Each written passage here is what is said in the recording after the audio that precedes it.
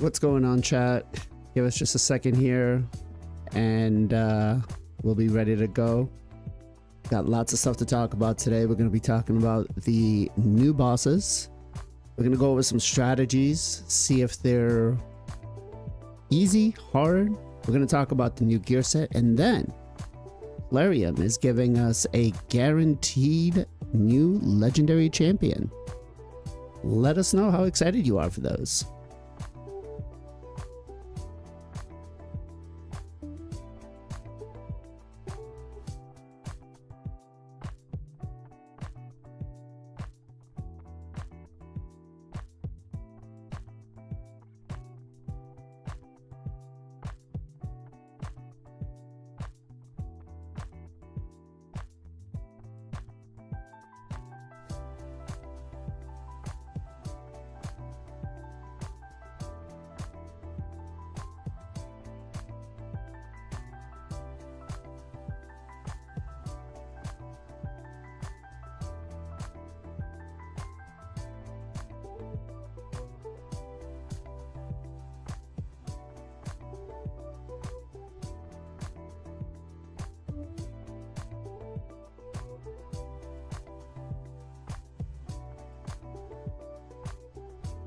Hey, T-Bone, thank you very much for the sub, brother.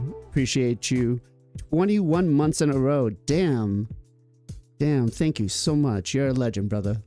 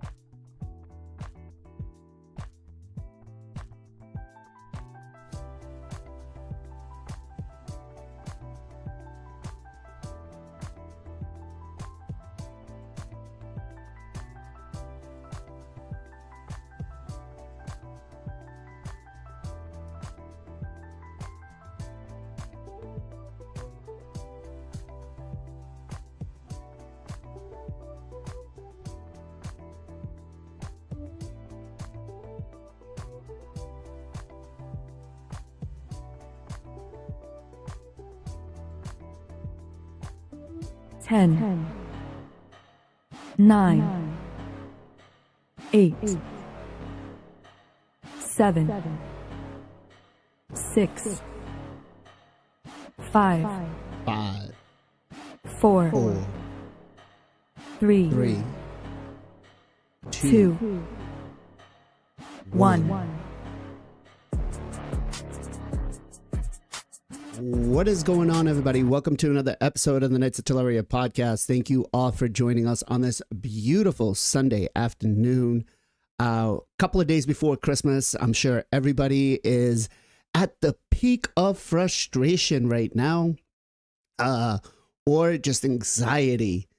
But we're gonna hopefully tone that down for you a little bit by giving you some entertainment today, and we're gonna talk some strategies about the new bosses. We're going to talk about the new gear set. I meant to do that last week because we have to have a discussion whether it's too broken or not. And then Teleria is ending the year off strong with giving us a guaranteed legendary to have some fun with. Before I go too far, let's introduce my co-host for today's podcast, Mr. Final Compachi. I don't know what happened there. The screen just went black. I'm sorry, guys. So let's start off with Mr. Final Compachi. Ken, what is going on, brother? How are you? Doing good, man. Good to be there with you guys. Actually, like I run a little bit too much. I mean, I run today. That's why I'm a little bit late. But to arrive to the home in the time on the podcast, I run extra. So today was the longest night, and my group is decided to do a little bit race. I got the number 3. Nice. Not bad. Yeah. It was a short race, but yeah, it's amazing with you guys, and I love Green Forest. Yes. So I gotta ask you, Ken, are there gonna be pictures of you dressed as the Flash while running for these marathons? Because I think everybody wants to see this. Flash. That's actually not bad idea, to be honest.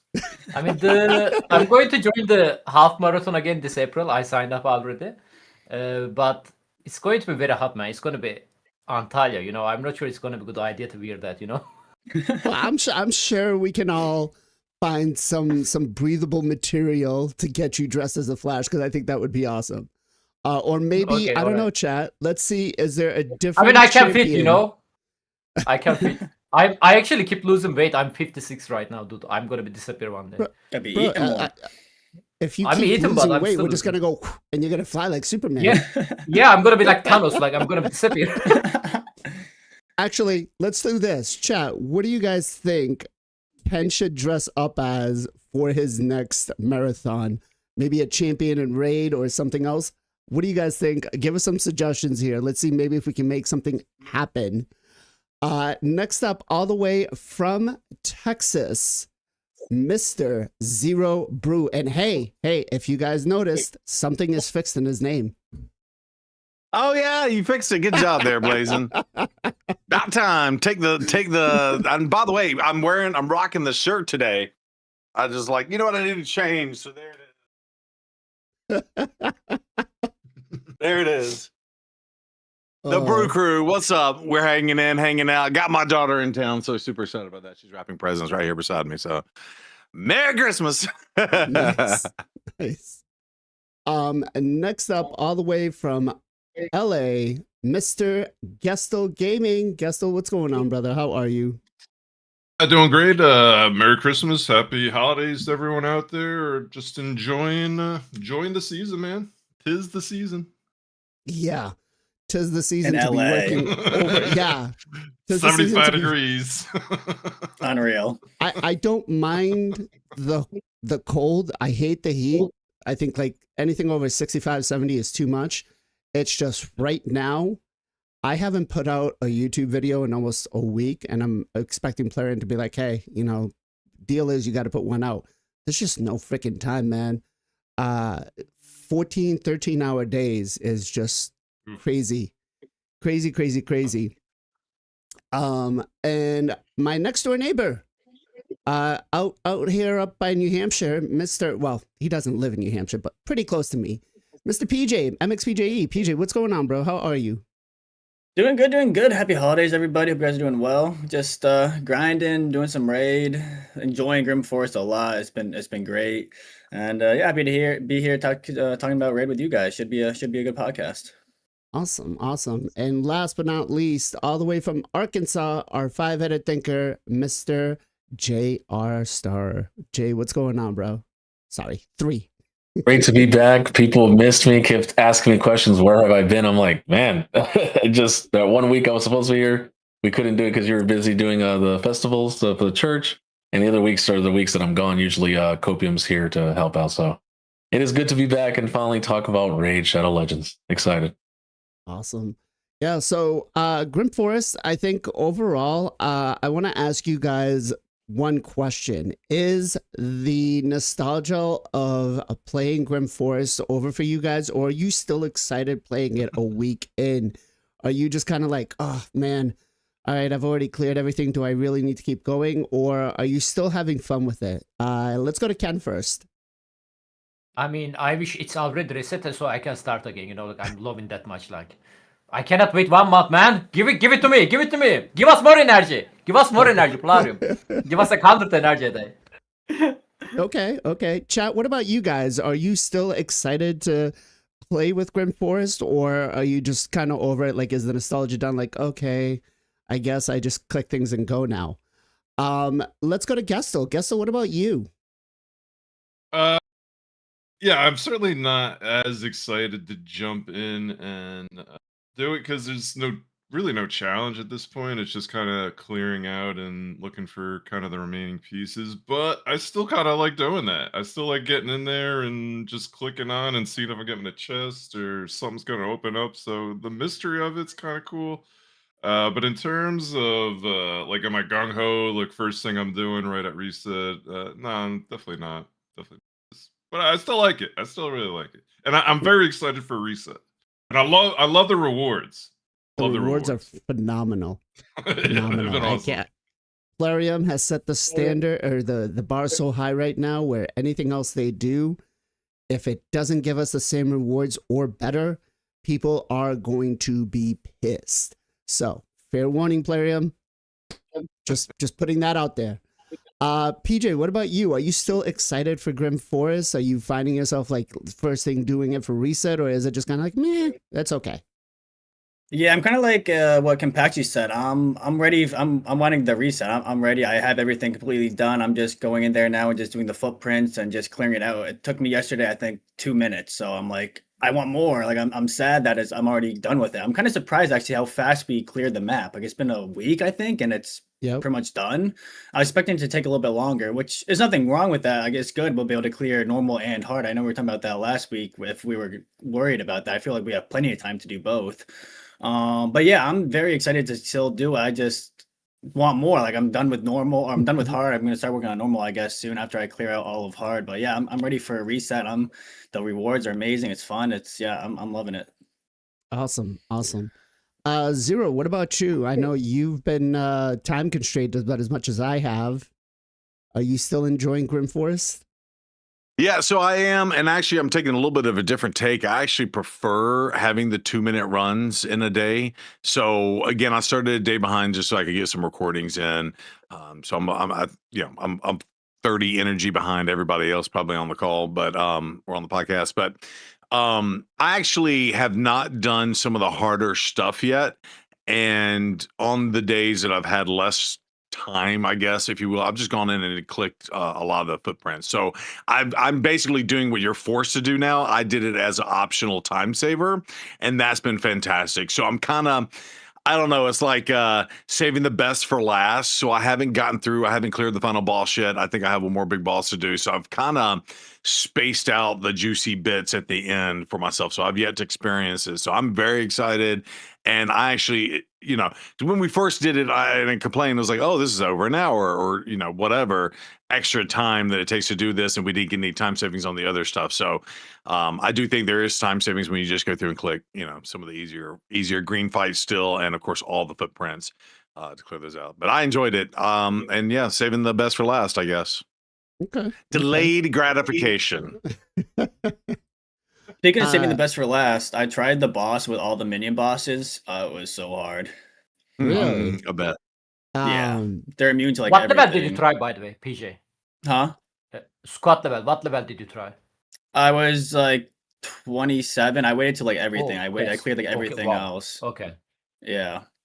I was They're thinking immune to do to that next rotation, but ignore I guess not. defense. They ignore enemy max HP, burn, poison, like everything they're immune to. The only thing I've seen people do it is like 5 supports, like all supports and brimstone, and they just brimstone them down. Okay. Didn't some nerf that? Confirm it. Yeah.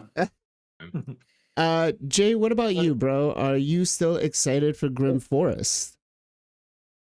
Oh yeah, I've pretty much cleared a lot of everything. Even in the purple area, like I only have one boss left, which is Freya, which they chose. Why did they choose that one? She can cleanse everything, but overall, I'm very blown away. Like it is for me, for a person who plays not only Raid a lot on other people's accounts, but other games as well. Coming to this, it feels like a really good refresher. I'm like, normally when you think of Raid, Plarium, or even Raid, you don't think of what are they going to do now? How are they going to implement something? You might think it's going to be bugged, or is it going to be super pay to win? It was so good to come in and be excited to do it, but also it gives you good stuff for what you're doing. Better than doing. I'm like, why do I even do all this other content? I should just come only here.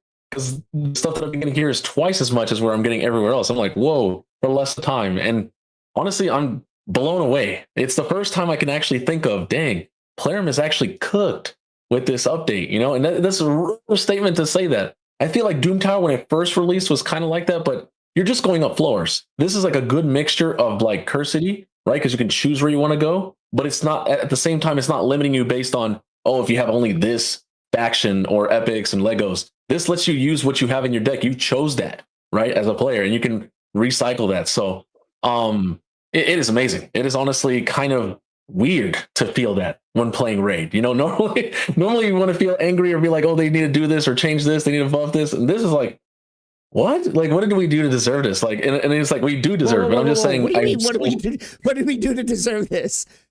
We've spent lots of money on playing this game. We deserve this. You know, the company lose like a lot of, because they've never done this, right? Like on this scale. So it's like, maybe finally the MTG thing, or maybe they're finally turning a leaf because of how much people are leaving.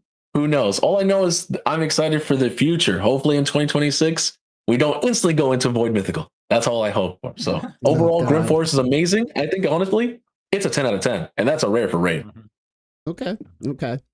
Let's start off with the new gear set, right? I wanna kind of look at it because I want to see, is this gear set too broken? And then the question I'm gonna also ask is, should we be using this more for nukers or support time champions, right?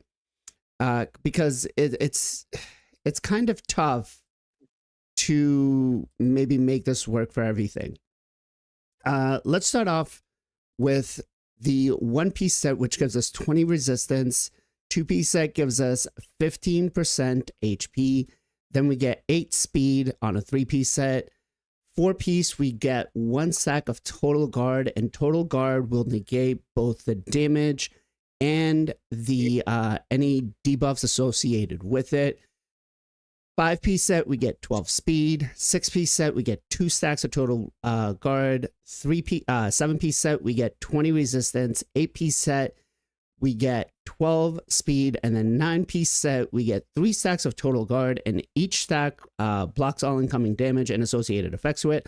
Also places a total guard stack at the start of this champion's turn if they have no total guard stacks. So, is this more broken than Stone Skin, chat? Is this going to be the new set that we want to have on all of our supports? Now, bosses do not take effect against this, right? So it's not like you can block the damage from bosses. This is strictly for PvE content and maybe wave ads. So let me ask PJ, where do you kind of stand with this set? Is this more broken than Stone Skin? Yeah, it's like Stone Skin and Feral put together. It's like it's a power creep on Stone Skin, in my opinion, for sure. It's gonna be good on anybody. Nukers, supports, anyone, 1-piece or not, 4-piece, 9-piece. You can pair it with Savage or Lethal. Yeah, this is gonna be the next big power creep, I think, for sure. Okay. Guess what about you?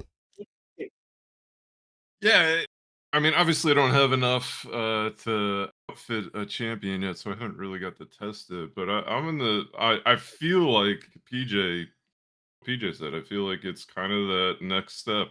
It's giving you a little bit more than Stone Skin. So if you could load a couple of your champs up with I think it'd be pretty nice. Okay. Ken, what about you, man? Are you dreading this for Arena? I mean, I called it already, like whenever first time we see like this chest, you know, like I mean when the Pillar share that here with us, like this chest, I mean set. Why I keep saying chest? I'm sorry. I still like little bit running Alfred, you know. Yeah. No, not today. I was talking a Green Forest chest, you know. I just got a 5 mythical random chest, like, you know, like yeah. Sorry.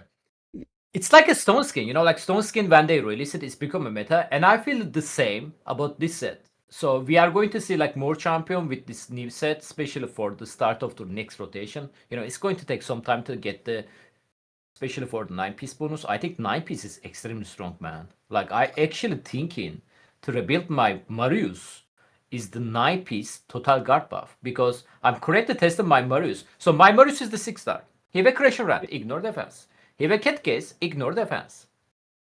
So do we still need a lethal set on him? I actually using right that's a fair now point. Stone Skin. Yeah, I actually using right now Stone Skin and Pinpoint set. I recently rebuilt him.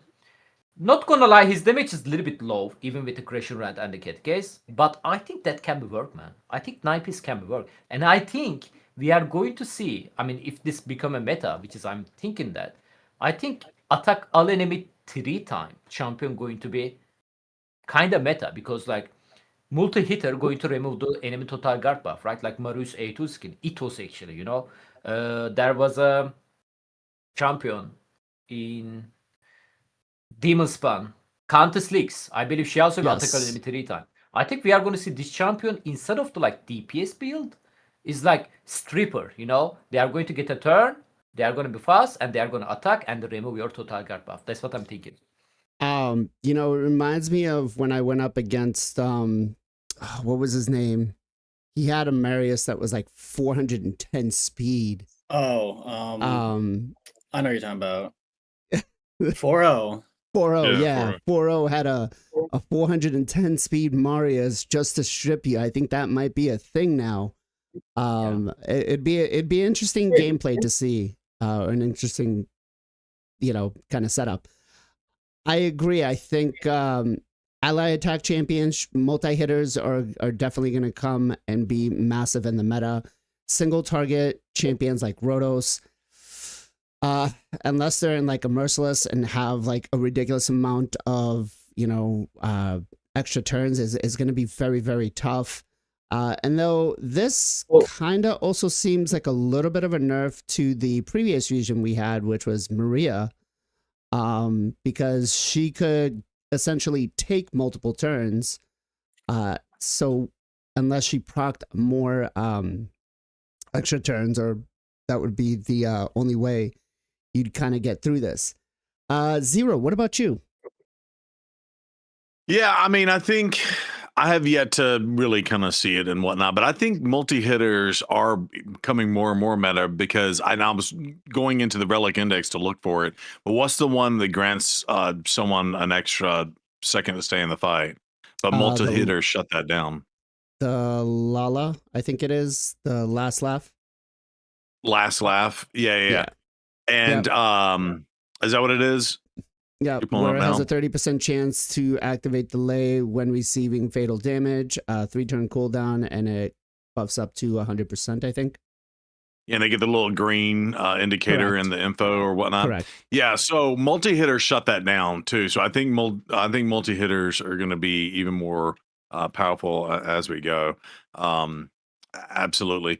But and then I don't know if Ken was alluding to this, but has anybody paired Stone Skin with this? Like you get one stack of each.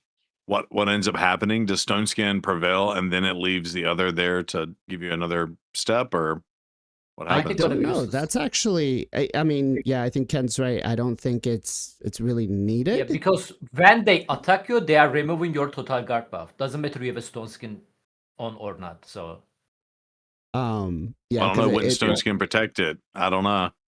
Well, no, I don't think you really need it though. Yeah, that'd be interesting to see how it works. It can be like Feral Set though, you know, like Stone Skin Feral Set, you know, it can be like that. Well, I'm just curious, like would Stone Skin, and I guess we can just experiment and figure it out, but like would Stone Skin protect you until Stone Skin runs off, and then you still have that as a stack, as like a second stack after the Stone Skin? It shouldn't work that way. Because Stone Skin's just making you tank like super tanky as a buff. You're still taking damage. It's just highly reduced damage. Yeah. Right. Yeah. I think Stone Skin would it would still, total guard would still probably a stack would fall off even though you have Stone Skin. Normally. You would think, but let's see, I guess. Yeah, we'll have to figure that one out. We'll have to try that. Jay, what about you, man? How broken do you feel this set is? Like in the beginning, I don't think it's going to be too crazy because, like, you could bring ally attackers with lots of AoEs and just blow. If they just want to, like, oh, I'm going to go all my champions, all 9-piece, Well, if I just bring like, let's say Amarius, Deliana with all ad attacks, I use the dog, right? Throw Ripper, which is, what goes with Packmaster, and I already start off the fight usually going first, trying to blow off their stone skins or try to like slowly, remove them over time, or they go first and try to hit me and I blow it off that way. But if they go Mercurial, I'm gonna eventually just all 4 champions will lose all Mercurial, and then I only have to get you within that one time frame. If you don't take a turn, you don't get another stack. Now you're vulnerable. Now it does give you HP and res, which is nice, and speed, of course. And speed is important to keep getting those Mercurials on. I don't think it's as crazy as Stone Skin. We'll have to see. What I will say about the set is before, when you're using Stone Skin champions and trying to build like res nukers like Leo and other champions, this set gives you speed and res. So now you can get res nukers faster, while Stone Skin was all about building people as slow as possible so you could stay high res and slow with like counterattacks or passives and stuff like that. So this is going to definitely bring a lot of new res nukers into the game, and it's going to build people higher speeds as well. So you might get more people going faster than normal, like just how protection helped us, just like how Pharaoh helped us get more quads and trips. This is another set that's going to help us push higher into speeds thresholds. So that's the one thing that is going to be a little scary. But other than that, we'll have to see how players play. Because honestly, like Final Kampachi was saying, I'm just going to use Marius, make him go boost, use him as the remove it all. Or no one has Mercurial now. Now you're vulnerable. Decrease defense and nuke. Right, everyone's dead. Because Stones can at least give you defense and HP. This one only just gives you HP. So if your champions don't have high defense, you're just going to get, a normal Savage champion will just one shot everybody. So we'll just see. But I think it's very strong. But it depends on what champions people are going to be using it, and it's going to be more OP on those probably mythicals, right? So we'll see. Jay just basically said, Joan that just came out, well, we thought she was broken already and just absolute god tier mythical champion. This set just made her even more of a nightmare for you. And this hidden message there was, fuck you guys, because I just pulled her and watch out for me, right? That was Jay's message, guys. But no, I want to ask, which champion do you dread being in a 9-piece set that you think is going to be an absolute cancer for you to face in any content, like Live Arena, for example? Ken? Arena mainly. This set going to be mainly Arena. I mean, right, but which champion do you not want to face with a 9-piece set? Which champion going to be best, you mean? No. Which Commodus. champion do you not want to face with the set on? Oh, you know what I don't want to face? You know what? What? A freaking nice bro on this set, 9-piece bonus. I swear to God, man. They keep releasing exclusive content for this champion. Like, there is a relic are useless, but if you put that on the nice, they're god tier, like. Okay, chat, what about you guys? Which is the one champion that you're dreading to see a 9-piece set on in Live Arena? No, I dread to not see that. No. Which is the one that you don't want to see?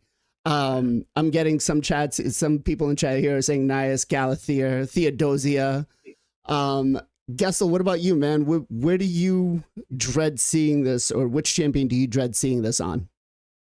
I mean, I just dread seeing Nice in general, so obviously that makes it way worse. But listen, Nice is not that bad, man. Like, I think he needs it's not that bad if you have him. Yeah, it's certainly not that bad if you have him. If you don't have him and you face him every freaking fight, he's the worst champ in the game.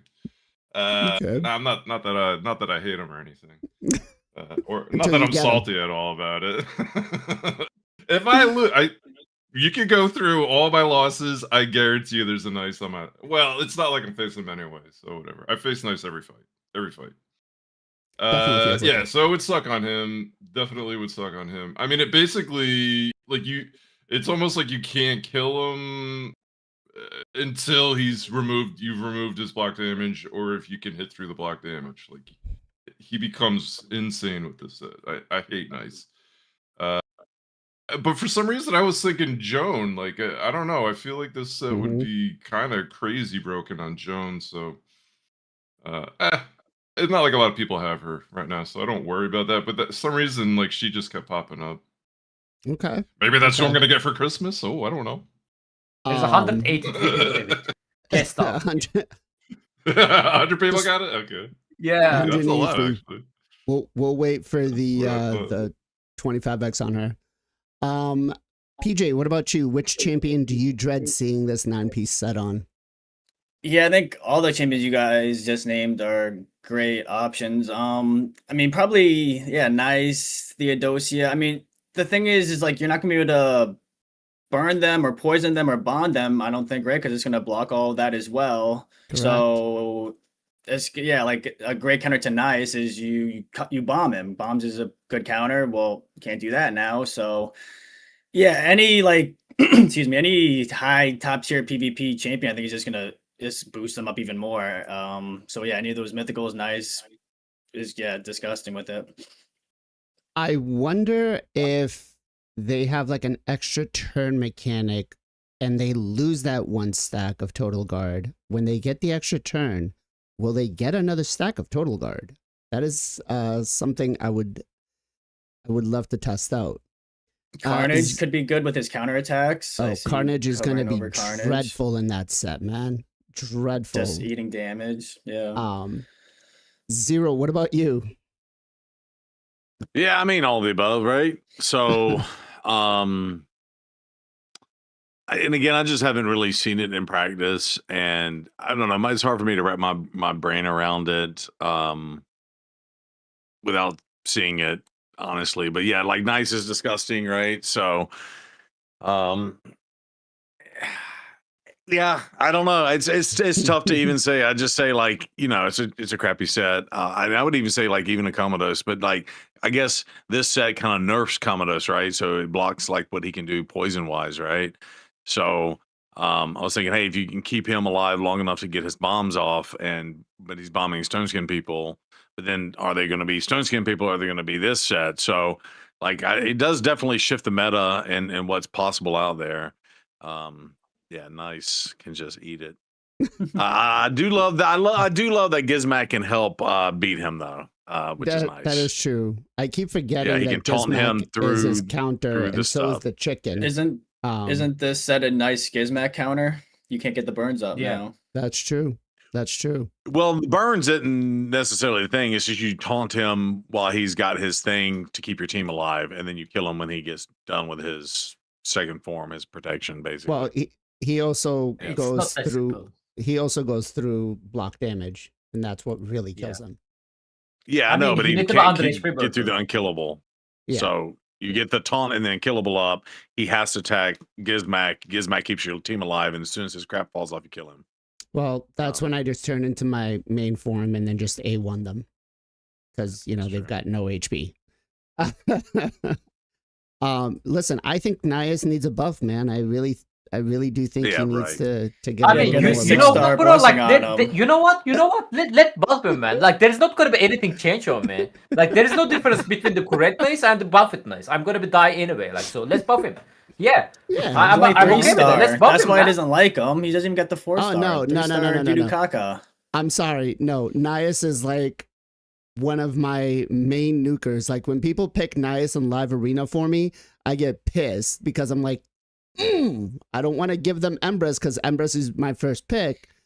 But Nias is usually my second pick unless, I go second. But yeah. By the way, did you guys see Joan in the live arena yet? I have not. saw her and once. I don't want just to. once. She had a Bro, 6-star I blessing. faced- She was nasty. Oh, I faced her. She wasn't having any single blessing. I'm like, I'm a Gizmac, right? I switch my form. I cast my unkillable buff. I'm like, okay, come at me, girl. She ignored it. Then she ignore unkillable buff, dude. She killed my Gizmac. Then she smacked me, and she wasn't having a blessing at all. She's hit really hard. Yep. Yeah. Jay, what about you? Which champion do you dread seeing this 9-piece set on? Pretty much any mythical, let's be honest. And in terms of the nice situation, instead of 15%, I think they should reduce down to like 5 or 10%. 15% per champion is a little too much, and that's why it's kind of broken. He kind of becomes his own boss when he's supposed to be a champion. But I think another one we're not thinking about is champions that have passives that say when they're attacked, not damage dealt, just attacked. Because total guard is supposed to, like, you're supposed to, if someone hits you, it blocks the damage and stops the effect.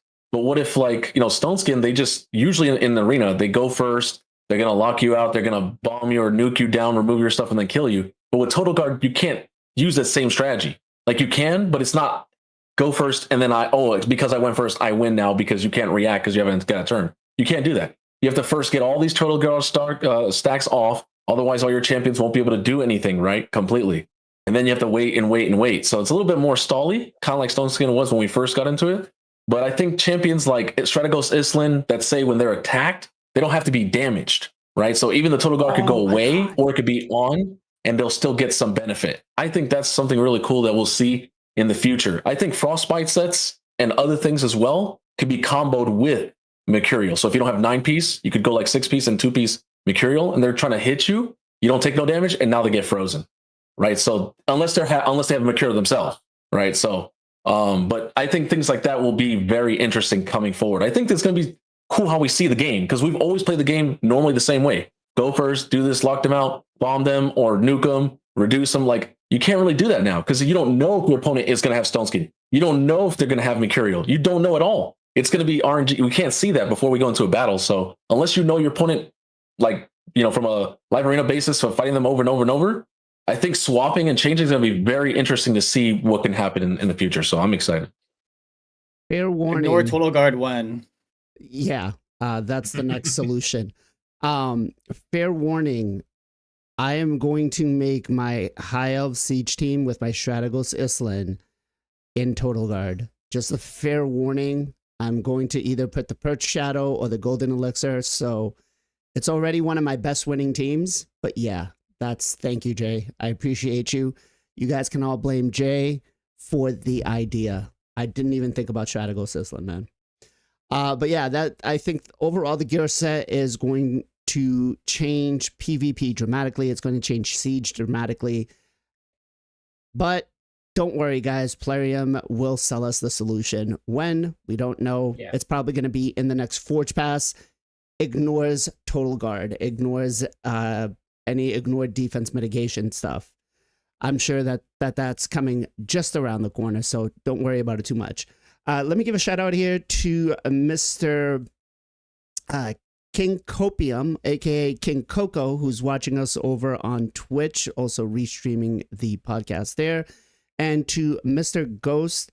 They're both on Twitch. Guys, if you're not following them, go give them a follow over on the Twitch side, and I know Mr. King Coco has a YouTube channel. I will put all the links in here in just a second. Let's talk a little bit about the bosses in Grim Forest.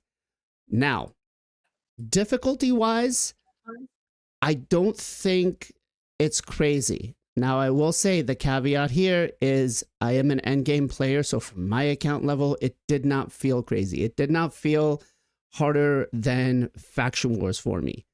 Now, well, there may be a very good reason for that because we get all of the stat boosts built in, along with the Kuros and the cards. So we get a significant boost. Am I correct to assume that the bosses themselves have more challenging mechanics other than just being too difficult? Like, they're not smacking as hard as, we expect them to. They don't have the ignored defense that we would be, ordinarily, if you go into a Faction Wars team or Faction Wars 21, chances are you're pretty much going to get destroyed. You're not going to one-shot the boss, or you're not going to, clear it on your first time. So difficulty level-wise, are you finding this content for the bosses easier or harder than some of the other content in the game? PJ. I mean, I think this is pretty clearly mid-game content. Like, it's mid to start of late game as far as difficulty. I think it's perfect. I don't think it has to be super hard. Like, Centranos is really tough. Hard Faction Wars is really, really tough for people. So I think as far as the difficulty, it's mid to start of late game, and I think it's perfect. It's should not be touched. If you want to make it harder, you can make it harder, easier, do more stuff. But yeah, definitely easier than Faction Wars hard for sure. Okay. Gessel, what about you? Are you in the same boat? Yeah, I think Peach, I think saying mid game is probably right on the nose. It certainly is an end game. Even the purple area, like as long as you have that one champ that's gonna bring the one buff or debuff that you need for whatever boss it is, like you're gonna get through it. I feel like as long as your account is fairly established. What I've been saying is I almost feel like they've left an opening for like a next level, like a brutal or whatever, like a harder mode. So I don't know. I also said that about Doom Tower, and that never happened. So whatever. Okay. I think, because they did also discuss that Curse City is going to have a higher difficulty eventually. They Yeah, so haven't maybe that's- released when, yeah. so I could see them putting in a higher difficulty for this 100%. Jay, what about you? I like it. It's really good. It's if you go right into the get-go, if you're like a mid-game player, you're not gonna be able to do everything. I would say it definitely, once you've done lots, like you keep just doing lots of walks everywhere, eventually everything gets easier because of all the stat boosts and the curios. Then it feels more like mid-game, right? When you're fighting these bosses and stuff. A lot of strategies you can use too are, some bosses you can use enemy max, some you can't. And then resistance is very powerful. Like a lot of these bosses cannot be resisted. You can resist their A1s, their A2s, their A3s. If you bring block buffs debuff, it's really strong against two bosses. Like most of the time I didn't struggle. People thought I was going. I was like, there was one boss that kind of had me wanting to get a little stressed. And I was like, yeah. But other than that, everything was pretty. Even Shun was easy. I was like, oh, first try. I was like, wow. Okay. But yeah, it's really, that's what's great about it. It doesn't matter where you are. People are like, oh, I'm here, or I'm stuck here. I've done all this. I'm almost done. Like it's crazy to see all these different accounts that are, some are mid and some are late game, and they're able to just push through it. They went straight to hard. They didn't go straight to normal. I think that's nice. Usually when Hydra or Chimera, you're like, I'm level 55. Let me go try this. They just get demolished. It's not even close, So I like this. It lets you get in. It feels right, and then you can do what you want. If you can't beat it, you're not walled like Curse City. Like, oh, I can't get through the bridge. No, you could just go somewhere else, and that's like real freedom. And I think, like I said earlier, they did a really good job with this. And but it does get harder in the end. It does. Some mimics and some treasure goblins and stuff can be a little hard to get the max at mid game, but definitely any player can get in. I don't know about early game. I haven't seen anyone like on my community fight hard right for the early game. But I wouldn't recommend it, right? But they can always go to normal. So what JR just said, those Trove Masters, especially like that level 300, I think is gonna be tough for a lot of people. Getting enough damage and like the time period. Yeah, so I think that's kind of where I'm having the issue is I'm not getting the right deck built for what I need, because where are we? The quest. I need all 6. I need to get the rewards on all 6, and I'm still missing 3, and I don't know if I'm going to be able to do it with enough rerolls, right? I guess I could keep trying every day. That's the only good part, is once you've beaten the stage, you can keep trying it again. So that's not that's a positive towards it. But Ken, what about you? Are you finding these bosses easier than some of the other content? Yeah, I believe the difficulty-wise, this content is equal to Hard Doom Tower. It's definitely easier than the Cursed. I mean, 100% way easier than the Hard Faction War. I was actually like, actually talk about that, right? Like, I was thinking this content going to be maybe equal or even the harder than the Hard Faction War, and I was a little bit worried about it. Because if you look at the previous content, Plurium is keep releasing. It's always they are increasing the bar, right? It's always more difficult, it's always more annoying, and the less reward. This is the opposite. This is like, I was actually worrying because like we have a 30 energy, a key that we need to use it every single day. Like imagine the difficulty is like Hard Faction War, guys. Imagine how many team, how many champion you need to be try to build them, because like hard factor mode, at least for my account wise, I cannot beat it without using my arena champion gear on them, right? So we need to rebuild lots of the champion. It's gonna be lots of time consuming, but no, it's opposite.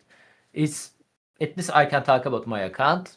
It's almost like I can beat any content full auto if I build the champion correctly. And the reward is awesome, man. Bro, like a couple of actually last week there was 2 chests next to each other. Each of them gave me 8 mythical material.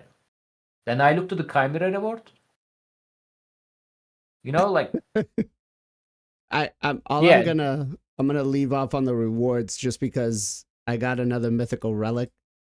And I got it because of that. I got my hollowed hilt, which was awesome. Nice. Yes. Um, By the way, most of the people got their first boss slayer gemstone, mythical gemstone on this Yep. content. This content also give you lots of gemstone, which is the Chimera. I looked the Chimera again, you know, like there is nothing called the Chimera. Ken's like, Clarium, I'm hinting it out to you. Chimera sucks. I mean, there is nothing on the Chimera, bro. Like, I actually showed that today on my video. Like, if you look to the Chimera lowest chest on the easy difficulty, there is a chance of to get rare gemstone.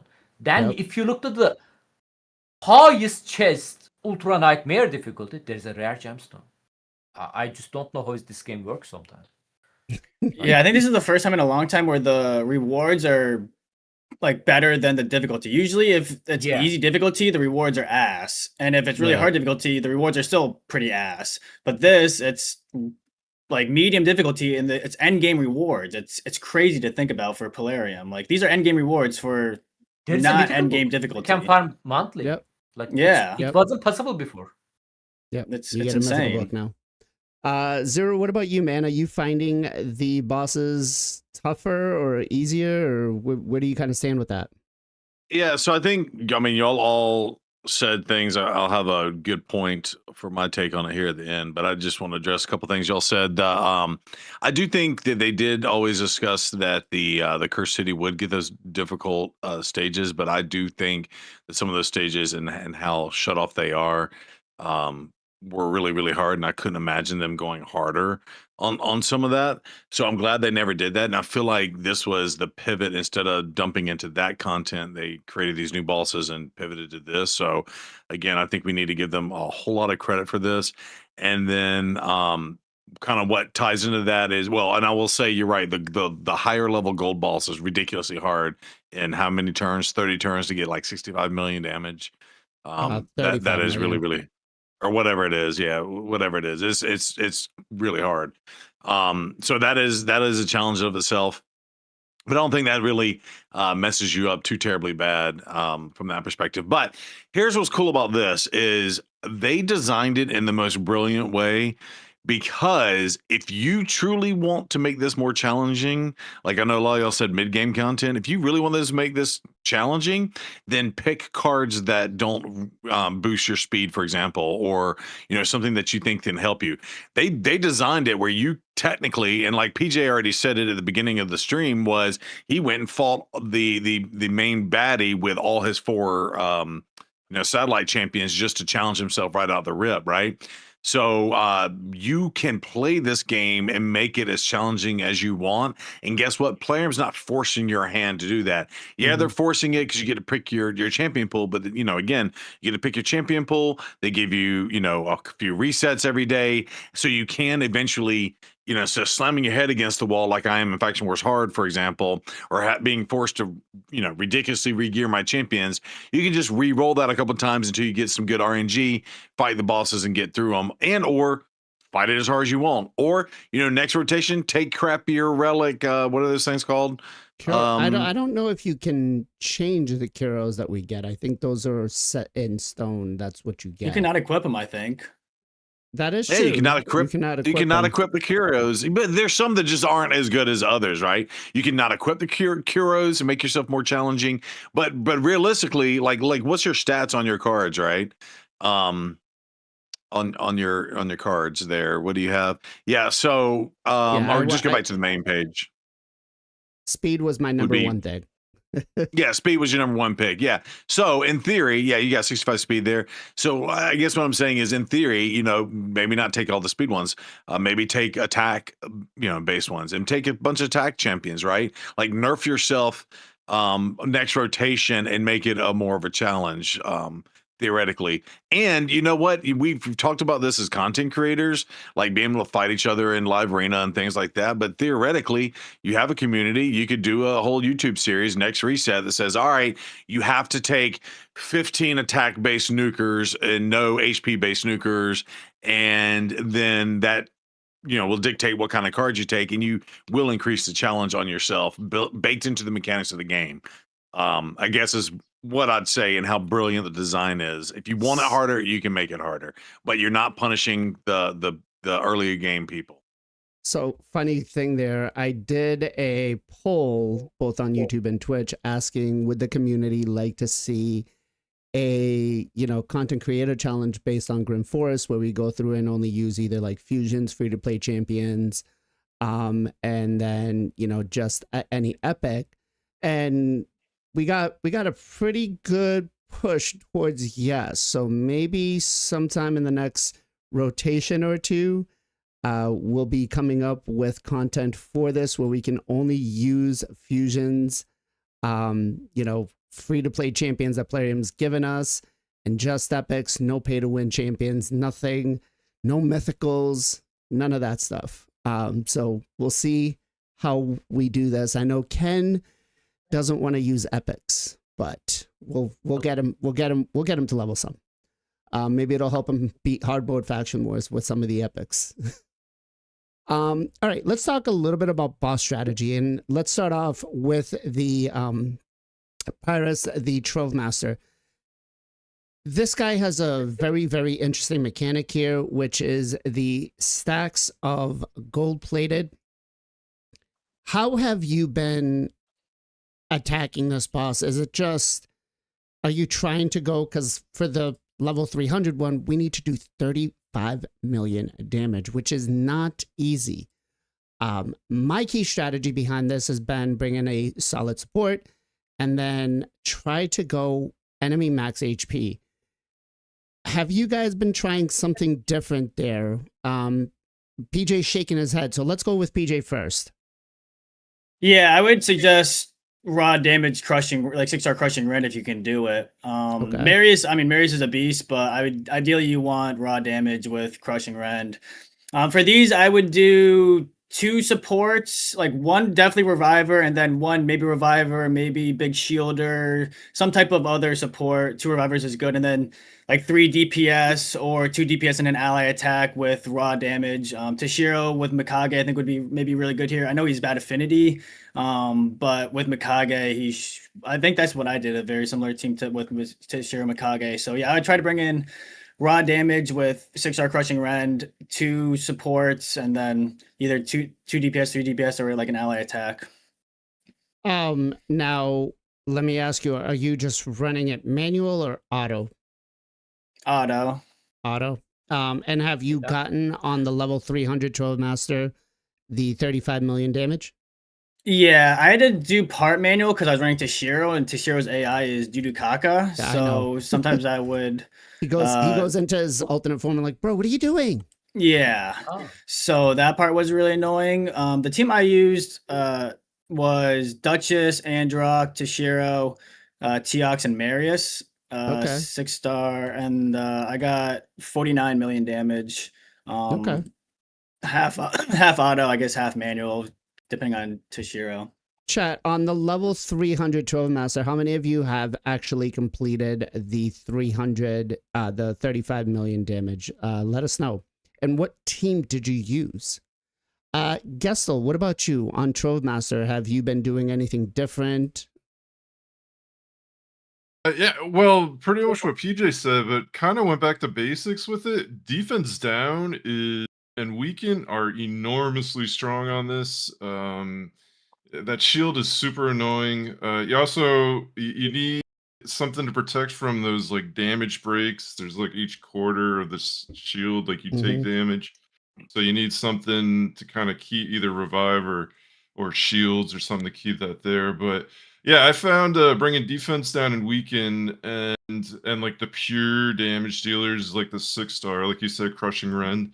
Then the big damage comes. So that's what I've been aiming for when I get into them. I think I've taken one of them down. I have a run going right now. I was going to take a look, but I think I did get the 35 million on one of them, and it was because I brought that defense down and weaken. It made such a difference. Okay. So you're bringing decreased defense and weaken into the team. Zero, what about you? Yeah, I'm about kind of where you are. So it looks like I might have only been able to beat 2 levels on it so far, but I haven't really focused on a bunch of kind of resets at it or whatnot.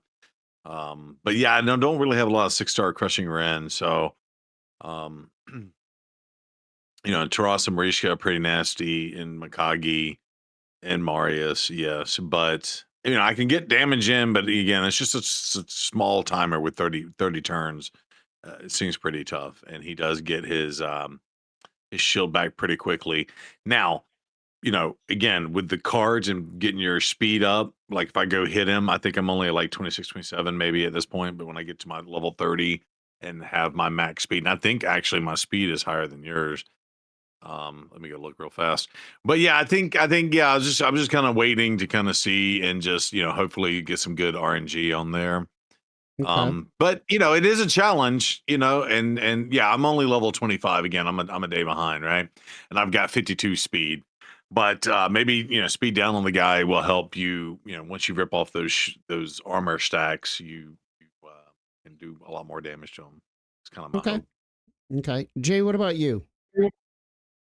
I fought the lower level ones, the ones that are all. My whole map is just Trove Masters and Mimics everywhere. Yeah. Like I have like 10 Mimics and like maybe 8 Trove Masters. I've only fought like 1 or 2. I haven't really gone for them. I went for everything else and I waited till last to fight them. So I don't really know on 300. I haven't really tried, so I wouldn't know for sure. Okay. Ken, what about yourself? I agree with the guess. PJ. 6-star creation rant is massive on this content, man, because I actually didn't check like each boss stat, but I believe they will loss of the defense. Like loss of the defense. Also, if you guys manage to get ignore defense card on your when you level up like level 10, level 20, stuff like that, definitely pick the ignore defense. That can also help you to beat this boss. For me, like the best thing that helped me is the sport champion shield buff is extremely important, because when the boss reflect damage back to you, it's going to be hit your shield first, otherwise your raw damage going to absorb the damage and eventually you're gonna die.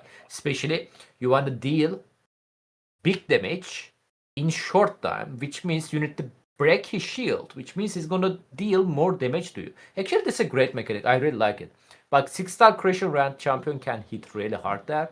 I use Ratulus for example. I also bring like HP burn with the Geomancer. Reflect damage is also great there. So 6-star also, doesn't need to be 6-star necessary, but the Brimstone. Okay. Brimstone is also massive in this content, guys. They have lots of HP, and the Brimstone actually almost breaking one of his shield. Like it's dealing like 75% damage when it's broke, and it's broken pretty often. So shield champion, I actually use the Balancer there. My Balancer is a 6-star Brimstone, so that helped a lot. She also have a heal and the shield and the revive if we need it. And the Donatello for a continuous heal and the cooldown reset. Then the Geomancer Ratulus was my DPS, Ratulus 6-star. And yeah, I got like more than 40 million damage. So that was not bad. And another thing, block damage, I believe people seen block damage champion like you are using right now is the Alas, can also help. Unkillable too, I think. Yeah. Yeah, true. And the Senna. Bro, like Senna team says like close to 700 million, by the way. I don't know if you saw that. The leaderboard. They were 700 million close to. Wow. Shout out to Provis. He's trying number 1, I believe, right now. Good luck, my dude. Did they fix the leaderboards? In the beginning, they were like just blank numbers. I think it's still same. Okay. You can check maybe, Blazin, if you want. Okay. So the decreased speed, actually, this boss is immune to it. So bringing decreased speed is not a good strategy for it. Just a heads up. I will say that the mechanic for dropping the shield is actually kind of fun, making me kind of think about, what champions I really want to bring in for this, right? Other than that, I feel, like I said, I've just been going pure, enemy max HP. Like Acrizia and Marius have been my number one picks for this boss. And other than that, like if I have Grisk, he's going in and just a really solid support.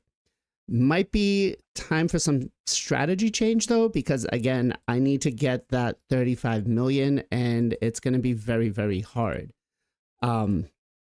Let's check the rankings. Where did they go? Global. Oh, global ranking. Sorry.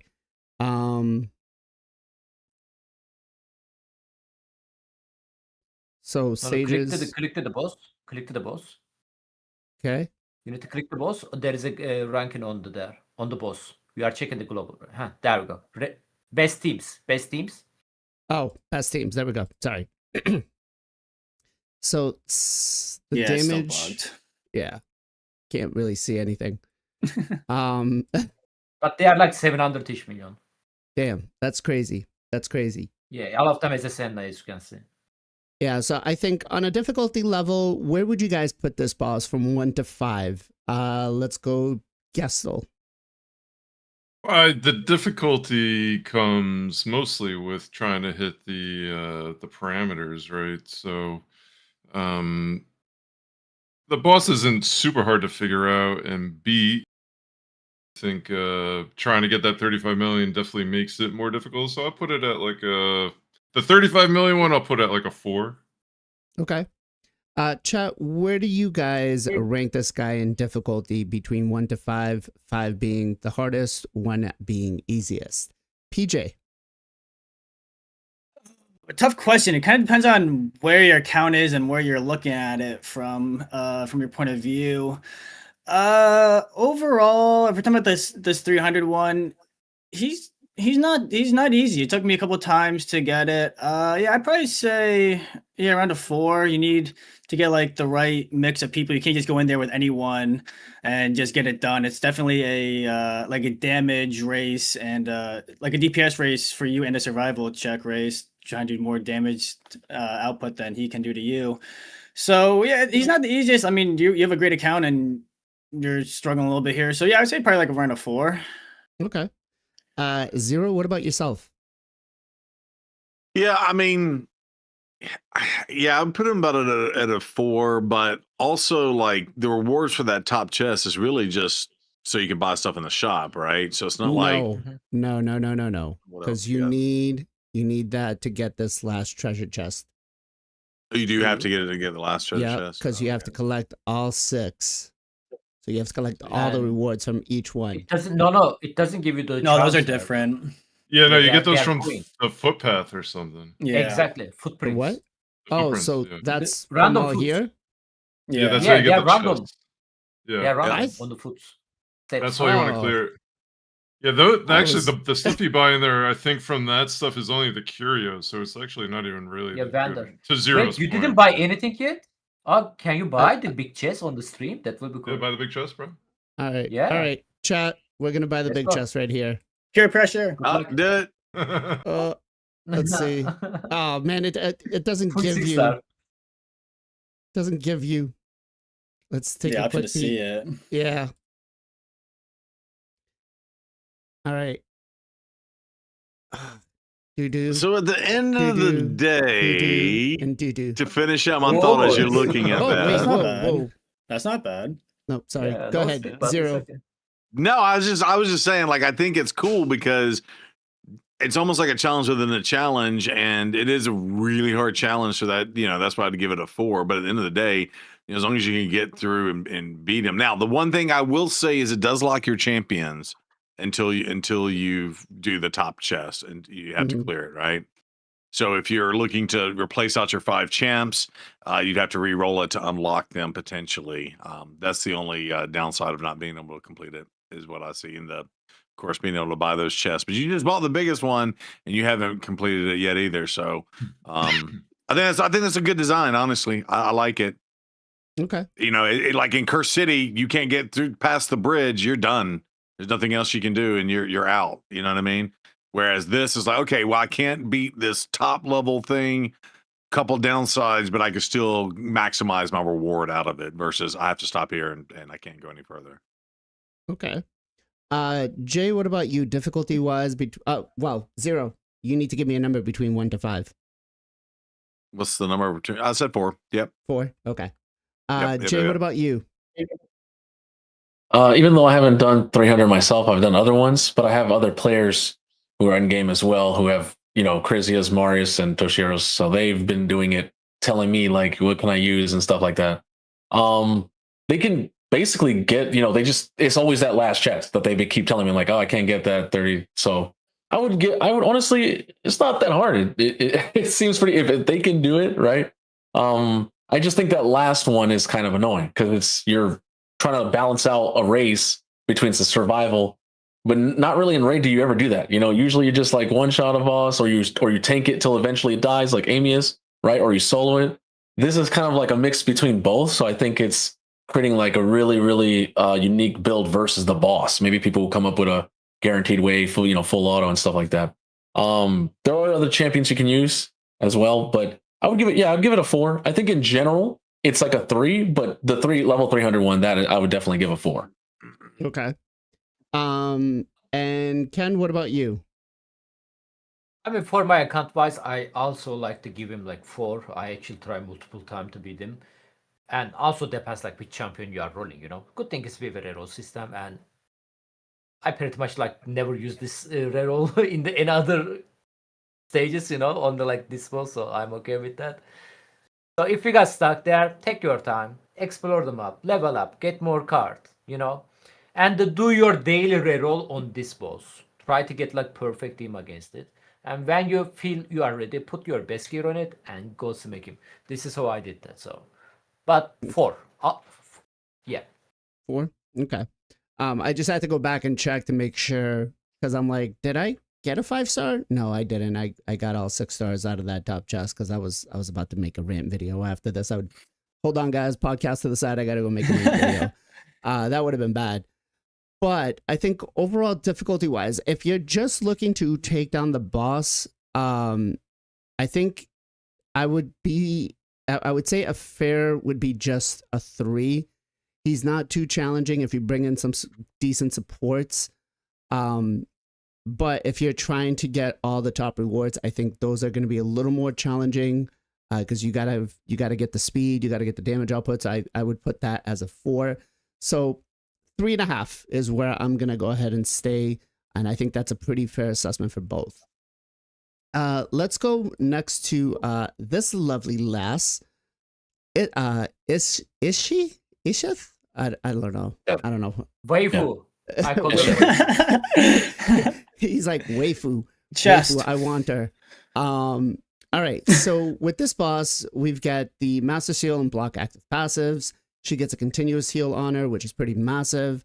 And then she increases the duration of ally buffs by 1 turn, instantly activates continuous heals, and attacks everybody with enemy max HP.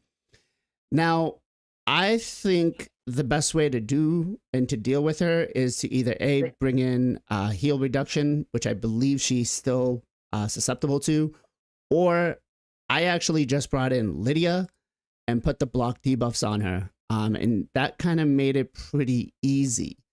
What about you guys? Where have you been able to take her on and make it pretty easy for you? Did you find anything that was like a hidden gem to use her? Let's start off with PJ. Yeah, easy peasy, lemon squeezy. Like you said, bring block buffs and you should be pretty good to go. Heal reduction works great as well.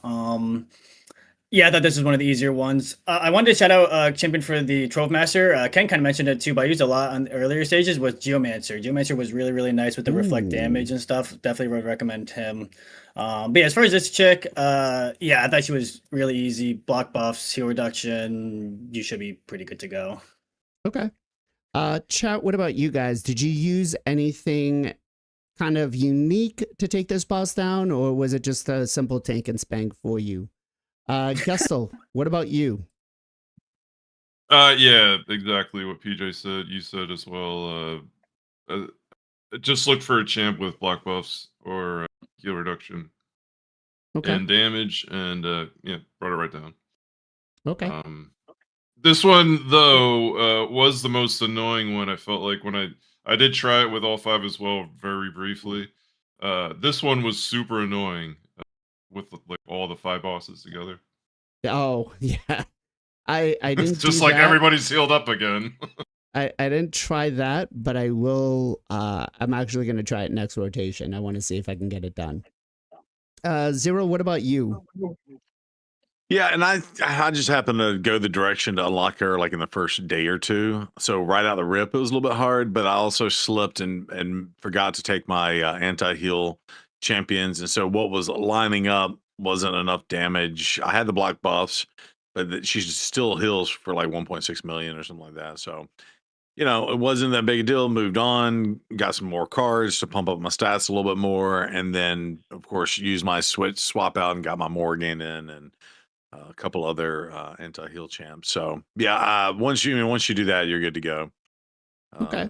But yeah, but again, cool concept, right? So I can't wait to see what they look like all together. I didn't go the route that the guest on PJ did, just to see how much of a challenge it is. But you know what? That is one of the things that you could potentially go do and see if you can get yourself up there. We were talking about challenges earlier, but yeah, I thought she was pretty easy. Well, there is an achievement to kill the boss with all 4 minions up. So Yeah. I want that. Jay, what about you? Yeah, the boss was pretty simple. I mean, like, one thing is if your champions are not fast enough or your champions are not like fully booked, you definitely need to bring someone to help reset that champion's heal reduction, unless they have it on their A1s or block buff debuff on their A1. Most champions have it on A2s and A3s, so you have to bring like Donnie or someone to keep going, right? The increase speed to reduce your cooldowns to keep landing it if your champion doesn't have a 3-turn or guaranteed on the A1. Other than that, like, yeah, it was pretty, use those 2 debuffs and you're pretty much good. I use block buffs, debuff, and she was kind of tanky. She was kind of tanky, even though I did her like towards the end. She's still kind of tanky. You're not bringing enemy max or anything like that. It took a while. I just pretty much did damage and poison and little things like that, and eventually she just passed out, just fell over. So Okay. Ken, what about you? Actually, like heal reduction is not that great in my opinion, especially against this lady, because she's still getting buff, right? She's not getting heal from it, but she's still getting buff. And her first passive skill, I believe, for each buff, she's getting like increase damage or something like that. She have a mechanic like that. I forget right now. Another thing, I'm a block buff, like you guys mentioned. Just bring the block buff. You don't have to worry about the heal reduction, because block buff is going to prevent her to not cast and continuous heal buff, which is also not going to be trigger the passive skill. So you are good to go. You don't really need to worry about the heal reduction at all. And also don't use the enemy max HP, guys. Like she's actually immune. Like you cannot deal damage with the enemy max I was HP gonna say, I count. think your crazy is missing gear or something. She did nothing. Yeah, because of the No. enemy max HP. Yeah. So takeaway from this boss is we definitely want to bring in block buffs, and no enemy max HP, because Acrizia, one of the hardest hitting enemy max HPs with a 6-star crushing rend on my account, is not doing due to this boss. That said, overall difficulty on this boss, 1 to 5. Chat, where do you kind of see yourselves ranking this boss? And let's start off with Ken first. 1, super easy. Okay. I think that's a fair assessment. If you've gotten Lydia, I think it's pretty easy, or even maybe like an Ugo and Affinity Breaker set. Yeah. Gestel, what about you? You're muted. I'll give. There you go. I'm muted. No, No, you're no, not. no, you're You're just mouthing. Yeah, it's like I don't want to give her a 1. I feel like that's low. I'll go 1.5. 1.5. Okay. Okay. You just Jay, you gotta have the right champs. That's all. You gotta have something to prevent it, right? Okay. Jay, what about you? yeah, I would say it's a 1.5, definitely. Okay. But trying to do it with that, I'd give it a 5. I want to see someone actually like one shot to like go through one rotation before she can maybe A2 or steal those continuous heals, and then from that moment try to kill her in like 2-3 turns, that would be a 5. But in general, if you have block bust or heal reduction, yeah, it's like a 1.5. It's easy. It wasn't that hard. Okay. Daro on Twitch is saying Riho was much more challenging than she was. Is he right, chat? Is he right? Yeah, she actually killed my whole team. What? Yeah, because Zero. what she does is she heals like crazy, and if you don't kill her long term, that burn and stun will just control your whole. And she doesn't die. She literally does the same thing as this boss. Goes to full cleanse everything. And at least this boss doesn't. I don't think she cleanses in this one. She just heals. So like Riho, I was like, bro, this is impossible. How am I supposed to kill her? It was tough. You basically have to rush within 2 to 3 turns. You have to kill Riho. If you can't, she's full healed. It's nuts. True. Zero. What about you? Yeah, I mean, with Morgan, she's a 1. Without the right champion, she's a 5. I mean, for me personally, I didn't have the right champions when I first picked my teams, and there was no beating her for me personally. Okay. So, All right. So a 1 is what we got. PJ, did I get you? Not yet. Yeah, I would say she's definitely one of the easier ones. If you don't have the right debuffs, then she's going to be a lot harder. But as long as you just redraw and get the right team, then she's pretty simple. Yeah, I would say like a 1.5 around that is pretty fair once you get the right team in place. Okay. I'll have to agree with the 1. I mean, you've got the basic thing you want to bring in here is block debuffs. As long as you got block debuffs up and are faster, I think you'll be okay. Even maybe bringing a stripper in like a Madame Ceres if you have that. So overall, yeah, I think takeaway from this is bring in some block debuffs. And if you can't bring in a heal reduction instead, this boss is pretty easy. Let's move on to the Mimic. Now, for this, I originally thought I was going to need heal reduction. I went into the first fight and I was like, damn, he's healing. He also takes our highest crit damage champion and swallows him for 4 turns. Is there anything kind of crazy for him? Because originally, like I said, I needed the heal reduction, and then I kind of moved away from it and just said, you know what? I'm going to go ahead and brute force it. Also, I want to give you guys a tip. This boss can actually be turn meter controlled if you did not know. So if you bring in an allure, you can keep the turn meter down and he'll never take a turn.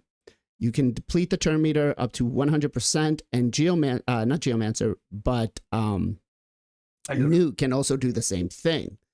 So now that you know that, let's go to PJ first. PJ, how, did you have anything crazy for this boss? I thought it was pretty easy. I went the heal reduction route. One of my MVPs I brought was Mishald. He was nice for a lot of the mimics. You don't have to do heal reduction. Like you said, you just brute force it. I think Coldheart is another good champion here for people. She brings the heal reduction, also the turn meter and the enemy max HP hits pretty nice. Yeah, but just as long as you just target the boss, just click the boss and just should be good to go. Especially if you have heal reduction, click the boss and let it run. And yeah, pretty simple. Yeah, the AI is kind of wonky because it wants you to prioritize the side minion instead of the boss. And I'm like, no, just click the boss, please stop.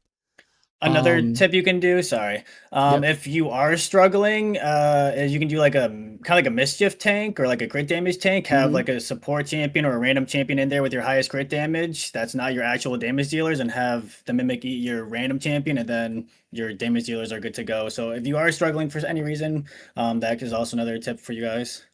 Okay. Gessel, what about you for the mimic?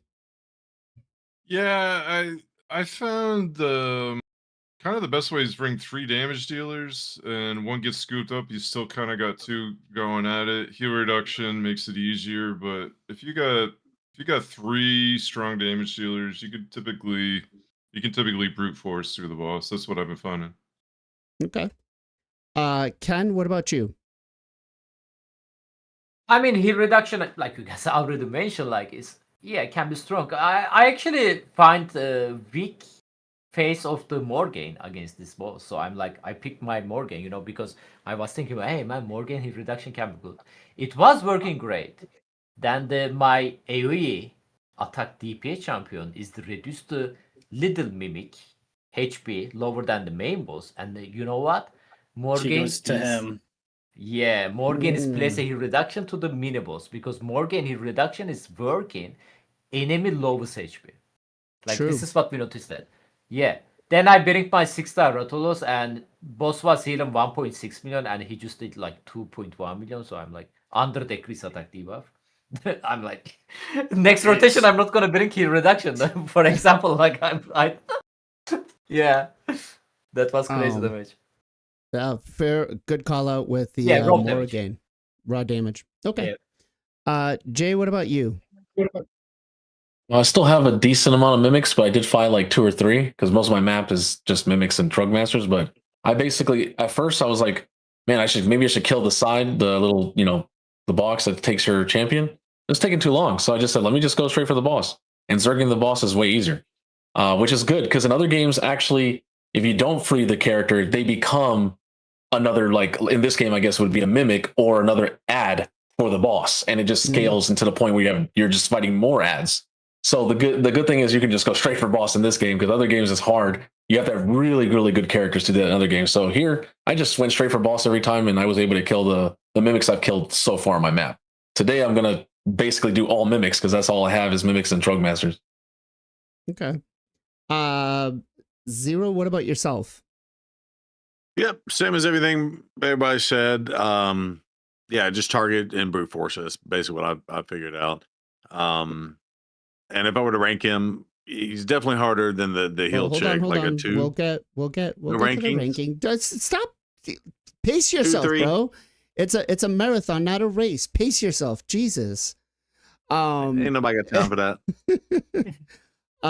Yeah, so actually Z-Dub here makes a huge comment on using the Venom Mage for this, because Venom Mage will bring poisons, will bring heal reduction, and you get a damage reduction for the team because of the heal reduction out there, right? So that's a really huge one. So takeaway from this boss, if you're gonna try to take him on, is bring in heal reduction if you possibly can. If you can't, just try to brute force it. I mean, it doesn't penalize you for having the side champion or the highest crit damage champion eaten. So it's not like, you're going up against the Dark Fae where the Dark Fae will keep that champion and will attack you back again. So you don't have to worry about that. It doesn't mimic anything else there. Let's talk about difficulty level wise between 1 to 5. Now you can go ahead, Zero. Yeah, I mean, I'm thinking around a 3, maybe a 2. 3 or It's 2? it's closer to 2. Yeah. Okay. Jay, what about you? Like people said, right? Venom Mage, Lemonicy, which was a free champion, 5-star bless, right? So I think, and she can handle Amius and other bosses as well. So she's becoming really strong. I think because of that, it would reduce it down to a 2. If we didn't have Okay. champions like that in the game, I'd probably say it would be a 3 for most Okay. players. But it's definitely 2. It seems hard at first, but it's not that bad. Okay. Ken, what about you? Let's say 2.5. Okay, fair. I think that's a good one. Because this boss 325 level compared to the goblin, he's only 300, so 325 is a little bit challenging. Gessel, what about you?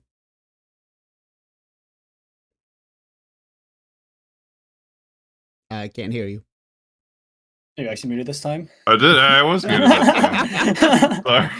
Yeah, I'll go with the 2. Okay. PJ, what about you?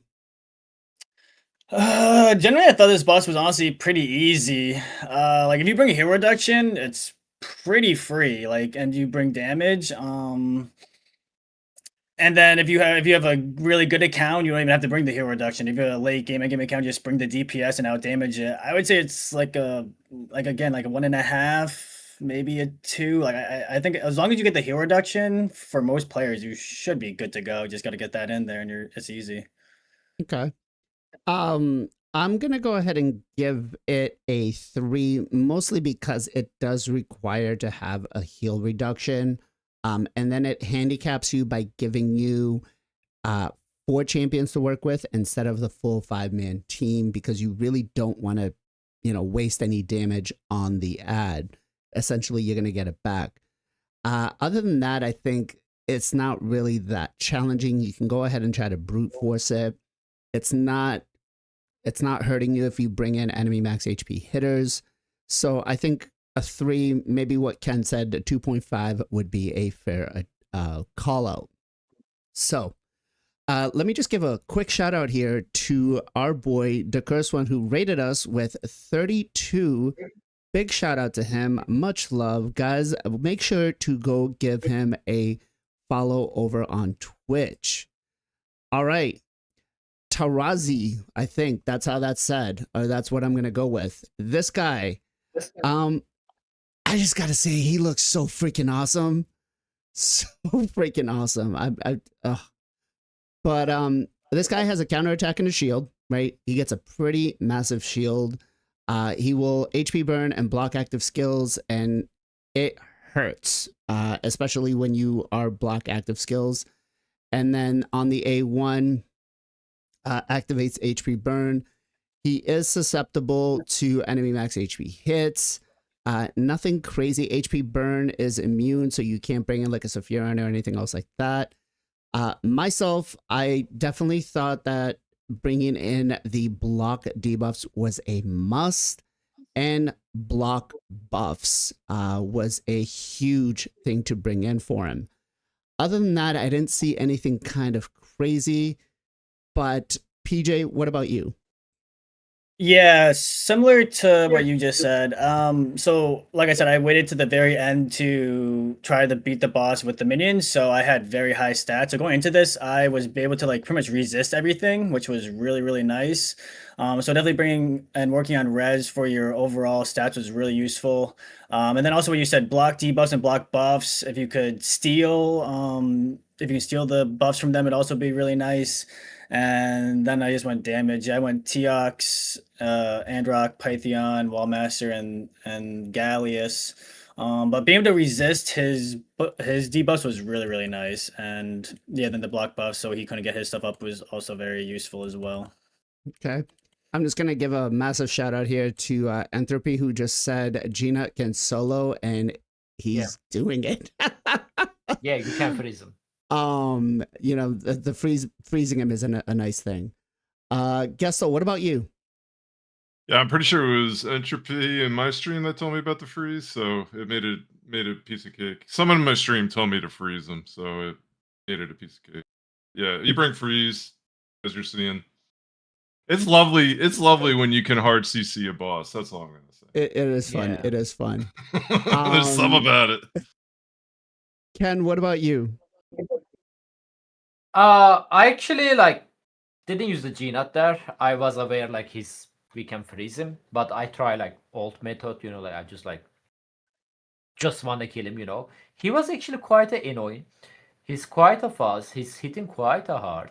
And even I bring a block debuff champion there, one block debuff champion wasn't enough, because his A1 skill is the custom HP burn, right? Or the activated, stuff like that. He's literally A1 skill doing that.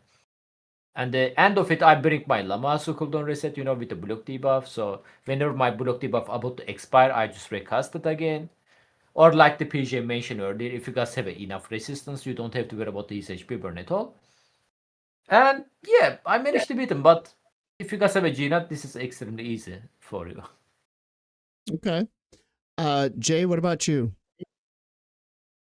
Yeah, pretty much you want to bring block debuffs buff. But that's like Kampachi said, it's sometimes if you don't have the lasting gifts mastery, or if your champion's not fast enough, it's actually good to bring a cleanser as well. If you can build your whole team resist, you can resist pretty much a lot of things against most of these bosses. Pretty much every single one, which is really good because they don't have a lot of unresistible stuff. So increased resistance, right? If you don't have block block buff debuff to stop him from getting the counterattack and the shields, you can always just steal that away from him as well. I think I think the shield might be protected, but other than that, yeah, of course you can use newts. I didn't have newt at the time on my deck, and I didn't feel like I tried not to reset ever. I tried to beat the whole thing without redrawing ever. I only needed to redraw when I got to the purple like mist cloud. I didn't redraw at all. I did whatever it gave me is what I beat it with. So I'm pretty happy about that. But yeah, that's all I have to say in terms of like when you use your champs block Diva's buff. Sometimes if like a Kaja only puts 1 turn, I don't got a Siphi. So I had to bring Mithrala to cleanse whenever she was getting block actives, because sometimes she would resist and sometimes she wouldn't. So Mithrala always has really high res, right? In all our builds. So I would just cleanse and keep going that way. But I also bring someone to bring the block buffs debuff, so he wouldn't get his counterattack and stuff like that. So that helped me too. But overall, I think I'm just going to redraw and get newt. I think it'd be easier since I have 3 newts. Okay. Show off. Zero, what about you? You're muted. You're muted. Sorry, yeah, my bad. Yeah, so like I said earlier in the stream, I have saved the best for the last, so I've yet to unlock or actually find him yet. So again, I've been using the easier, for those of y'all missed it, some of the easier clicks to power through in 2 minutes when I had less time during the week, right? So I've yet to fight him, but it sounds like if you bring those buffs, debuffs, blocks, cleanses, which I have plenty of those champions to bring to the table, should be fairly easy. And it looks like G-Nut is making it look fairly easy. And I'm curious because I feel like this dude is nasty if you leave him up for the main boss too, right? Is he kind of disgusting if you were to do that? I think the main boss with him up hurts quite a bit because you can't use the HP burn at all. That said, let's talk difficulty wise between 1 to 5. Where do you guys stand? Gessel. I'd say on the more difficult side of champ or bosses. Yeah, until you figure out how to beat them, or what the weak points are, I'll go 3.5. Okay. PJ, what about you? Yeah, I was pretty much thinking kind of what Gessel was saying. Definitely one of the harder bosses if you can't resist, if you don't have the right debuffs and buffs. I think around like a 3.5, maybe even a 4, depending on where you are on your account. I mean, I know you have Gina soloing it, but I'm not really counting that, like taking that into consideration. I'm going like full teams. Yeah, I'd say a 3.5 is a good spot. Okay. Zero, what about yourself? I hadn't faced him yet, so I can't really say. So I'll lean on y'all's expertise. Okay. Jay, what about you?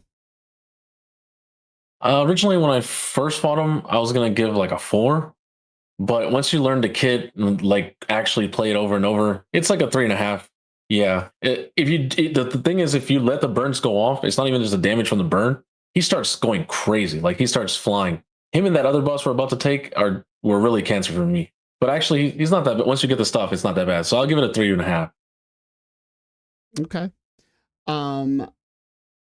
Ken, what about you? I like to say 3.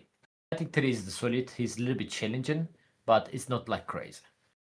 Yeah, I agree. I think a 3 is definitely a pretty good for this boss. I mean, if you bring in the block debuffs, the block buffs, don't forget, we also have Sir Nick, who just got a massive buff now with Lady Noelle that can guarantee a freeze on the A1. So you can just A1 this guy to hell and back, literally, with Sir Nick if you need to, and it doesn't require any accuracy, right? So I think overall this boss seems pretty mid. I'm not going to say it's too challenging, especially now that Gina can solo him with enough accuracy. And then we got, if I can find this guy right here, the poison guy. Oh my God, this guy.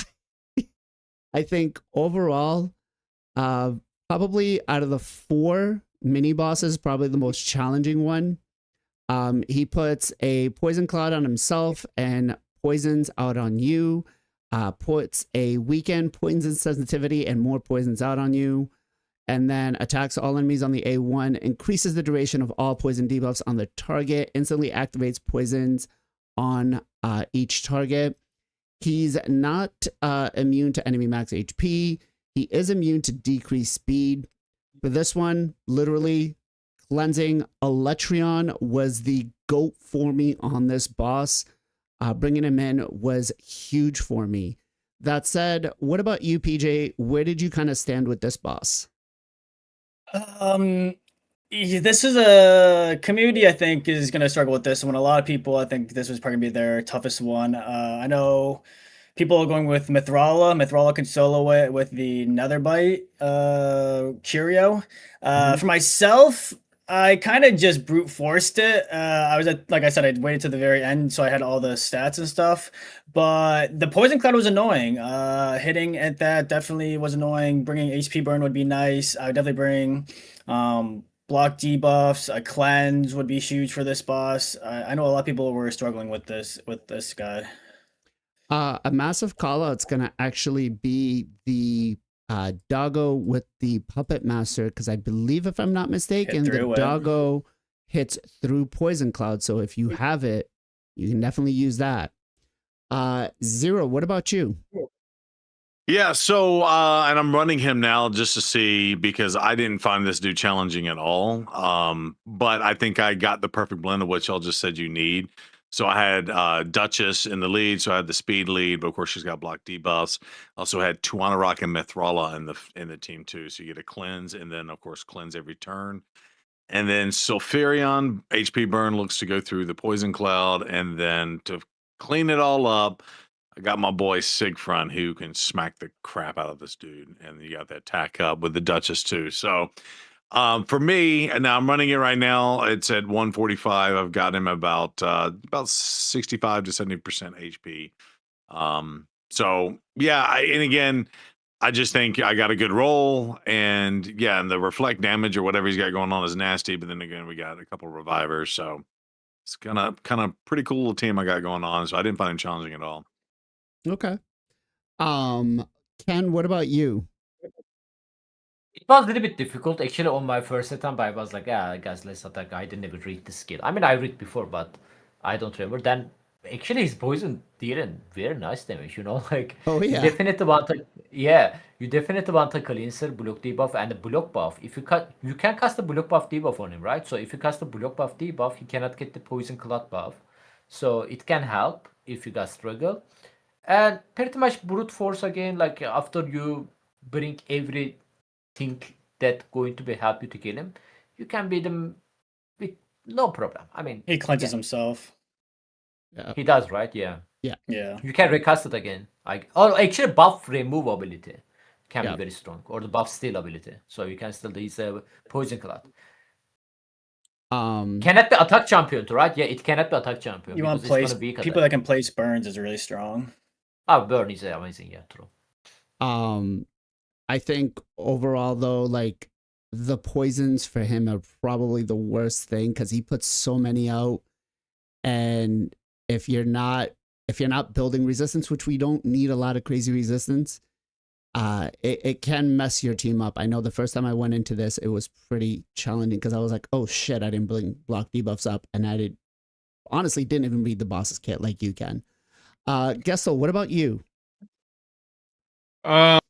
I definitely brute forced it and didn't really find it very difficult. I think it was one of the first ones I fought. I didn't read it. I just kind of brought the best champs they gave me, and it ran through it.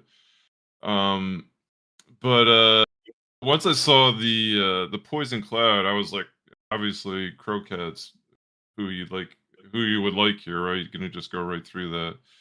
Yeah. So that was really, I guess, my only thought after I fought him. But yeah, it's an interesting design. I think just kind of some accounts later, end game accounts are going to find some of this stuff just a little bit easier than like the early mid game accounts. I think that's what happened to me on this one. Okay. Let's talk difficulty wise. Where do we stand between 1 to 5? Chat, where do you guys place this boss? And let's start with PJ first. I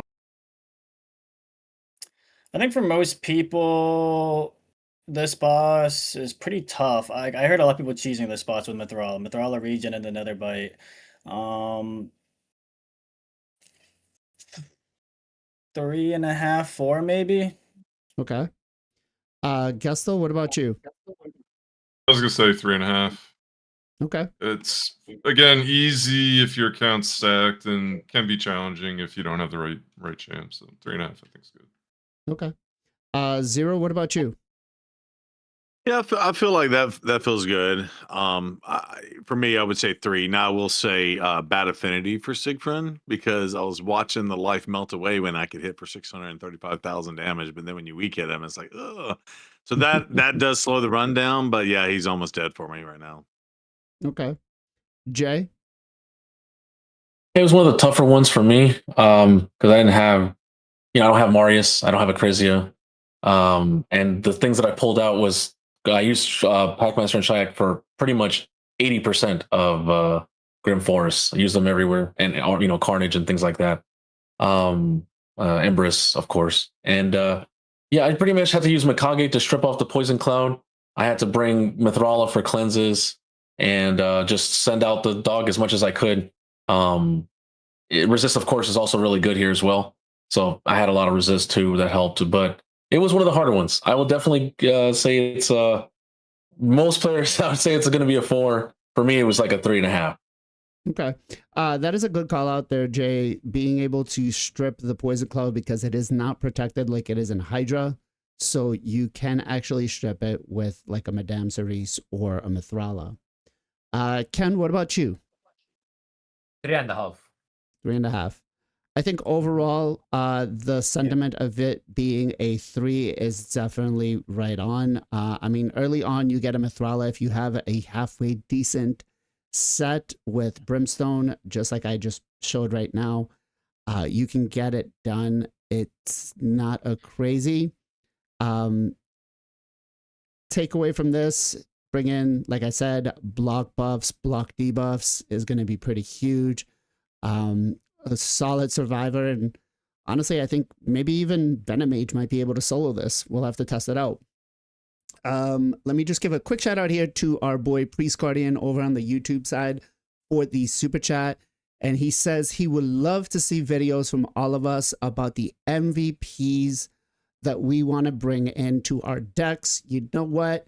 We're gonna do that next week on the podcast. We're gonna dedicate a whole segment on that. So I want you guys to think about who is a must for these bosses for this content. All right, we are running a little bit low on time, so let's get into the big bad himself. Who You missed one more. Oh, did I? Which one? The bottom one, the freeze guy, the one that JR was loving last night. The one that JR was loving last night. Where we go? Oh, Yeah, yes, that guy. Oh, okay. So I don't even remember what this guy does. So what did we do? We got attacks all enemies, freezes for 1 turn, steals a turn meter of each ally under freeze. We have a decreased attack and decreased defense on everybody, and then attacks all enemies, places a provoke on all champions. So he is susceptible to enemy max HP. He is not susceptible to decrease speed. And then damage from HP burns cannot be more than 1% of the boss's max HP. So for this, I kind of just brute forced it and brought Mithrala in to be able to cleanse. Other than that, I don't really think there was anything crazy for me. I didn't really have a challenge for this boss. PJ, what about you? I think we should let JR go first. All right, Jay, what about you? So for this boss, he's kind of basically like a freezing Armons. His A3 lets him AoE freeze everybody, and if he puts freezes, he steals turn meter from that champion, gives it to himself, so he can go again. So he can literally get almost like an extra turn, then uses A2. And his A2 puts debuffs like decreased defense, and his A1 provokes you for 2 turns. So if you get provoked, by the time you get unprovoked and come out of those 2 turns, you're going to literally get frozen and provoked again. So you can literally go into an infinite loop and watch your champions die. So if you don't have enough resist, if you don't have Mithrala to cleanse, if you don't have Block Diva's buff AoE that can last for like 2-3 turns, this boss is annoying. Though he was my first boss that I tried, and I instantly was like, no, I'm gonna go. I went to do Doom Tower and Curse City. He made me literally rage quit. Because I had pretty good champions. I had a really good champion. I was like, what the is this? And I'm thinking to myself, like, this is too hard. If this is the first boss, but it was just I did it really early, right? When I came back and I was like, oh, that's not that bad. It's annoying. It's really annoying, but yet you really have to have everything specific or insane amount of res. Like it is crazy. I didn't expect to see another boss like Bommel where they almost get a turn and get to go again and just go banana. He was going bananas. Like this feels like a hard faction war boss for me. Like I was like, what the hell is this? Like it just felt cheap, right? I definitely give him a 4. And if you don't have the champion, this guy is probably a 5 for most like mid to late game players. It's not gonna let you play the game at all. So yeah, I would give him a 4 in general. You're watching my screen, right, Jay? Yeah, I'm watching. Well, Oh, okay, just saying. hey, look, I like the solo stuff. People solo Empress, they solo Venomage, solo Lemonicy. Hey, Bro, I want to use my champs. That's why I built them. it's all about getting through the content, bro. It doesn't matter if you can solo it or you have to use a team. You just want to get through the content. I'll get to 1 billion with my dog. It's fine. I do think that actually is a very funny point, though, when people are soloing the content, but then saying the content's too easy. Like you can't cheese the or like they're cheesing it. Like they're cheesing the content that say it's too easy. Like you can't cheese the content that say it's too easy because you're cheesing it. So it's clearly not easy. Fair point. PJ, what about you? Yeah, sorry. I was chilling on JR's stream last night as he was doing that boss. So I just thought I would just let him go first.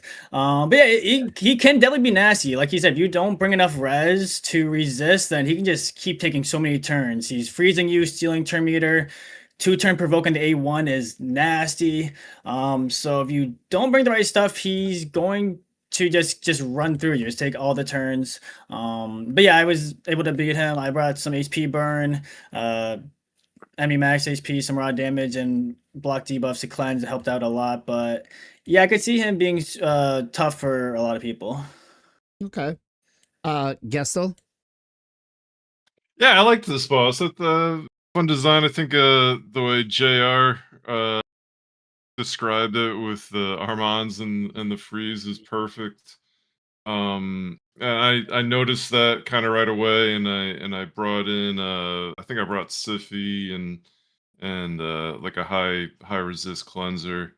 So I had to go back out. I think I had to reshuffle whatever. Like I had to bring in new champs. I forget, or no, I had to re-choose whoever they had given me, whatever it was. But I found him a bit challenging. Good boss design, so I like this guy. I like this guy. Okay. Zero, what about yourself? Yeah, so funny enough, I have him unlocked and probably had him unlocked for a while, just haven't fought him yet. But sounds like yeah, bring the right stuff, and of course your Mithrala. And that makes me want to swap out my my polymorph on my Mithrala I always use during arena to freaking Brimstone here. Jeez. Listen, Mithrala is the key to taking down stage 21 faction wars. She solos the boss in this build. As long as I can get through the first 2 waves, she just takes down the boss, no problem. So Nice. yeah, Brimstone is the best one for her. Ken, what about you? I think this boss is the first boss I face him because I don't really remember like what happened to fight. I think it was quite easy for me. Like block debuff is going to be extremely strong. Maybe multiple block debuff champion or the high resist cleanser like Mitrella, like you show me right now. I mean, instead of the builder like that, not every people can build her like that. You can still use her as a cleanser, which is she's already have a loss of resistance, right, on the build. And beside that, if you have a block debuff, boss not gonna be land a debuff on you, and you pretty much can cleanse the provoke debuff coming from the boss as well. And after that, you can just brute force it. So King Copium says he brought in Ninja and 2 block debuff champions and was able to get this done. So another free-to-play champion that can come in and take this up for us. I mean, honestly, boss doesn't seem that crazy. You have a champion that's 2+ years old, almost 3, with decent gear that can come in and solo it as long as you have the right type of resistance. And Mithrala being one of those key champions that, you know, can kind of cheese the resistance is great. Let's talk difficulty wise. Where do we kind of stand with them between a 1 to 5? PJ. Probably like 2.5 to like 2.5-ish. Maybe a little bit Okay. more if you're more early. If you're later game, easier, but probably around 2.5-ish. Okay. Gestel. I'm gonna go 3. Okay. 0. Chat saying 2. Again, I hadn't fought him yet, so I guess between a 2 and a 3, somewhere in there, 2.5 maybe. Okay. Jay, what about you? I mean, Jay's gonna the go. thing with is, the way that it's designed is that he's supposed to get, when there's less champions, he doesn't get as much from his kit, right? So the more there's champions, the more he gets from his kit. So soloing it is actually a really good way to counter this boss. Not even just Mithrala. Venom Mage probably can do it if she's in regen, or Lemnisci probably. Anyone who has high resist, who can have Brimstone, like I call them Brimstone champs. They only use that blessing, nothing else. Those are gonna be really strong. Actually, just that blessing alone, I noticed, does really huge work everywhere. Literally. Brimstone, So that, I mean, you know that saying that I used to say, when in doubt, brimstone it out? That is so powerful in Grim Forest. It really is. But yeah, like, I guess after looking at it in solo, I guess you could say it's a 3, but I felt like it was a 4, you know. Okay. Let's go to Ken next. 2. Okay. I think a 2 is a fair assessment. I mean, again, we got a champion that's almost 3 years old. So if you've done even normal Hydra or hard Hydra, you should by now have. Again, the gear may be a little more, you know, intense on some accounts that may need it. But if you have a halfway decent set, you should be okay with just soloing it with Mithrala.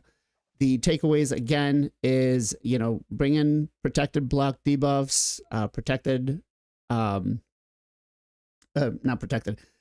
You bring in block debuffs as Theodosia? well. Yeah, just bring in Everyone, what about their Theodosia? Yeah. Just bring in Theodosia, you're good. So overall, I think this boss is not too challenging. All right, now let's go up to the big baddie. And I mean, looks-wise, we got to give it, guys, like 5 out of 5. This guy looks so awesome. But mechanics-wise, you can make this more challenging for yourself if you leave all 4 of the side minions up. Now, next rotation, I want all the content creators on here to leave the 4 side minions up, because I want to see what kind of strategies we can talk about with that. Now, I know PJ's been one of the only ones that has attempted this. And I know Copium's left it with, I think, the freeze guy on or something.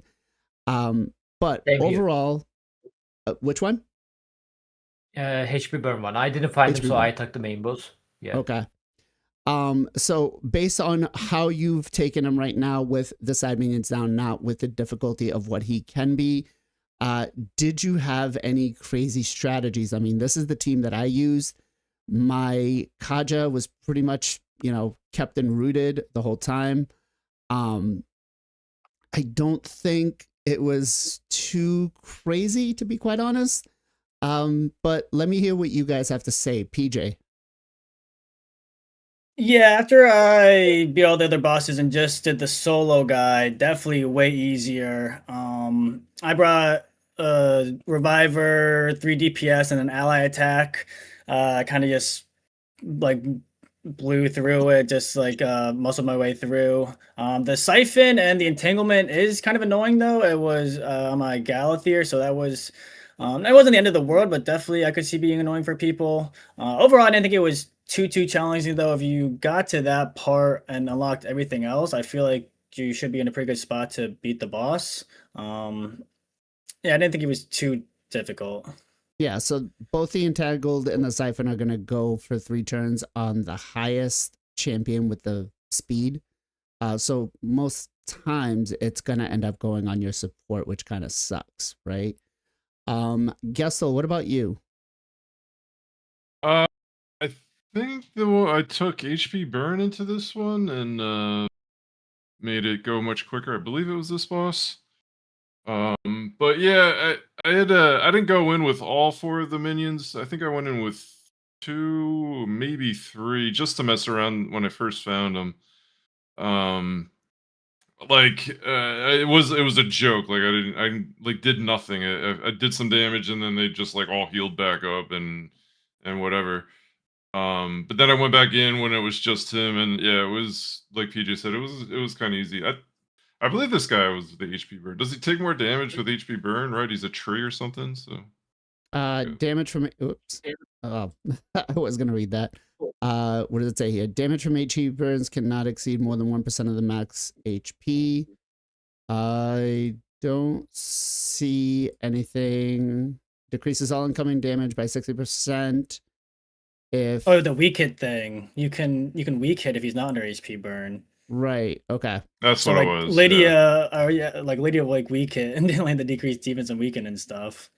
Right. So bringing HP burn is definitely a pretty good idea to have for him. Again, I have a pretty crazy account, so the team that we just showed here is having no issues with it, but that doesn't mean that it's going to be for everybody. Let's go to Jay next. What about you? I actually beat it on my first time, and I was doing it live, and like right after I beat that annoying dude, which we found out it's not that annoying. But basically, like, yeah, it was weird situations during the fight. I thought I was gonna lose because I was like trying to. It was like the mimic. I was racing, right? Because I'm like, oh, he's killing all my champs. I need to kill him before he kills me. I was using Aphanus because he's the only burner that I don't have like Surferion or anything like that. But Aphanus is one of my AoE nukers. I have him 9-piece Slayer. So I bring him, but if you don't have the burn on, which like my Aphanus has a little bit of accuracy, not like 500-600, right? He has like 300-400. So I was resisting sometimes, which would cause me to next hits to weak hit, right? And same thing with my Lydia. If you have supports, if you don't have the HP burn, don't build a lot of crit or have like 50-60% on your supports. Have like 10 or 15, 20%. So that way they don't accidentally crit, because that was happening. I was missing out so many decreased defense and weakens. I'm like, I'm gonna lose. And eventually it came to the wire. It was like 3 champs left, and I eventually killed the boss, which was nice because I was able to beat it in one try. But that's my takeaway from the boss, is that he wasn't that bad. He wasn't that bad. Now having more, of course, would make it annoying. But first try, it was a cool boss to watch and see. Like it was like a mix of mimic with some other little things here and there. So overall, it was a good boss. I liked it. Okay, so we just saw that Mithrala cannot solo this guy. So there's one boss that Mithrala can't solo. Zero, what about you? Yeah, I hadn't even unlocked it yet, so really tough for me to say at this point in time. But yeah, I do like the cool mechanic of leaving up the other bosses and try to fight this dude as a challenge. And when I almost think of this dude as like Captain Planet, like by your powers combined, I am the ultimate fighter. Shadow you're as old as I am, right? So I feel like you can straight up make this dude Captain Planet, and each one of the little side things are, bring in some crazy stuff together. So I do think that will be a challenge, which I think is just kind of cool. And you know what? Again, it just goes back to how well they designed this, because they put all these cool mechanics, brand new bosses, all the stuff. You get all the stats you want. If you unlock this dude early, go fight him with all the stats, or like I said, leave all his ads up, or leave 1 or 2 different ads up. There's like Baskin Robbins of boss fighting here versus all the other bosses are static. And once you unlock the puzzle, the challenge is over, right? When you build out your teams. And with this, I mean, it's like, you know what? Today I feel like chocolate chip, mint chocolate chip, or tomorrow I feel like cookie dough. You can make it whatever you want and play it however you want to. So kudos to them for making such a dynamic design, and I want to see more of this in the future. Okay. So it looks like you can get Mithrala to solo it if you bring in 2 supports that are faster than her. There you go. She's not soloing it, is she? Well, you know what I mean. You could literally just put any 2 other supports that have a revive to just kind of play back and forth on the entanglement. Jay, what about you? Or did I already ask you? No, I didn't. Well, you already asked me, but Oh, unless we get to the rating, I'll give sorry, rating. sorry, but- sorry. Ken, that's what I meant. It was a little bit difficult. It's not like super crazy. The thing you guys can use it, HP burn is extremely strong against him. But the problem is like if you try to do like challenge to yourself, you cannot use the HP burn, right? Because there's a HP burn mini boss there. Like you need to deal with him first. But if you kill him first, which is you don't have to worry about the HP burn debuff heal anymore coming from this HP burn boss over there on the side, then it's pretty much like not that super challenging. There's a couple of the things you guys need to be bring on your team. Filter meter champion extremely strong here. Because you need to get rid of this siphon debuff, I think, or the entangle debuff. He actually custom both of them. And the filter meter can help you to save your champion in it. Lamasu is great there, to be honest. Like Lamasu is literally straight like get rid of it because Lamasu filter meter by 50%, right? That's actually crazy. I believe Shuzan is not gonna work because Shuzan give you insta turn, not to fill your turn meter. I'm not sure about that.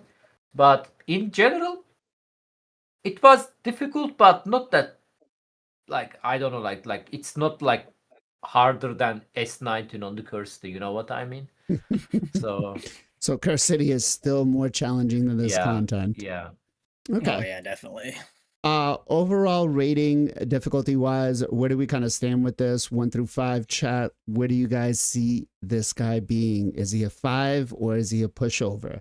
PJ.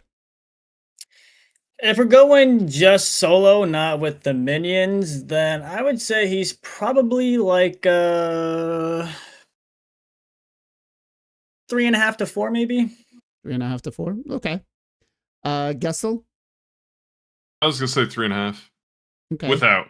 Just by himself, Without- 3.5. yeah. With just the by minions, himself. it's Yeah, insane. with With 10. It's So With the hard. minions, it's gonna 100. be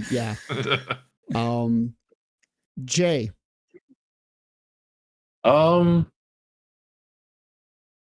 Yeah. Definitely by himself, he was chill. I'd give him like a 3.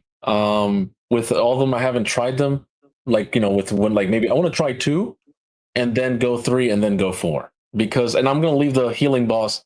You don't want to add that to that because you're like, what? That's going to be annoying. So you probably want to keep that female boss to the side, probably bring the other ones, maybe like 2 and fight Lashun with those other 2. And then if you can beat that, try 3 and 4. But I'll give it like a 3 in general, and then maybe with more bosses, probably like a 4.5. So Okay. Ken. 3.5 where we face him alone, of course. I think it's gonna Okay. be accurate. And 0. I haven't fought him yet, so I'm going to rely on y'all. 3.5 to 4 sounds good. I think a 3.5 is pretty decent. I mean, the team that I've got right here, like, again, if you've got Mithrala and 2 decent supports that can pretty much play the debuffs on them, with Brimstone, he's going to be an easy boss to fight. With the ads, it's going to be much more challenging. And again, I want you guys to leave the other ads next rotation up and give him a try with it, and let's see, will we be eating our words and saying that this content is not as tough as Entranos, or are we going to be crying because this boss is going to be, crazier than Amius to try to take down? Last but not least, I know we're running a little bit late. We've got a 2x Mortal Soulstones for tomorrow, and then Plarium is giving us the deck where we can get ourselves the companion for Torment. Where is she? There we go. Hilvi, right? She's got a crazy skill kit. Crazy skill kit. Crazy looks on her. Are you guys going to go for her? Yes or no? Gestel? Man, I love Tormund. I run Tormund more than most people would believe, unless you watch my stream. I am 100% going for this champ. I love her. I love the combo together. It opens up a ton of HP burn, freeze action. It's so good. I love her. I'm definitely going for it. Okay. PJ, what about you? Yeah, I'll be going for her. Being able to combine souls with and a boosted chance of souls and a guaranteed champion is great. I think she also is gonna maybe pair well with Polera. I know people don't have Polera, but with her HP burning and her freeze and stuff, that's really what Polera wants as well. So could be a little interesting pairing there. I don't know what you're talking about. People have Polera. What are you talking about? I'll be getting her in a few days, hopefully. Ooh, very Me and nice. Ken, both very of nice. us. I think we're both 2 stars away. Very Yeah. nice. Right. Jay, what about you? Will you be going for Hilvy? I want to, but me and a few others did some debauchery over their last weekend and pulled off a 2x. We just went crazy because when I pulled my join, I wanted a blessing, right? I couldn't hold. I tried to hold for a few days and I just couldn't. I did get some other blessing for other champions, but no Joanne blessing. So I've been free to play for like almost since Leo. I haven't spent no money, so and you've I'm been free trying to to play for a still stay month. that until 2026. But this is kind of like tempting me to the dark side, and I don't know. We'll see what happens tomorrow. So It's all right. Zero, what about you? Yeah, I think I stayed on target here and held out. And honestly, I really don't pull that many souls outside of basically guaranteed champs. I love that they give us these opportunities, and yeah, I'm gonna jump all over it. And cool that they give us a pairing with such an old school champion, right? And it seems to be a much better one than what's her name, Arbiter's one. That was a kind of crap one. But you know, it's Just funny pull it. when you fight them in Faction Wars Hard, it does like, oh, this is how this is supposed to work. That's a pain in the butt. But outside of that, they're just terrible combos. Yeah, 100% going for this one. Can't wait. Just wait till Hilvy and Torment are in hard mode Faction Wars. Ken, what about you?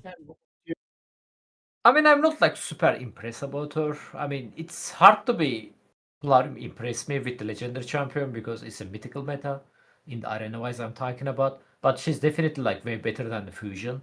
I mean, there is no doubt about that, and she can help like most of the people in the early mid game, like even on the end game.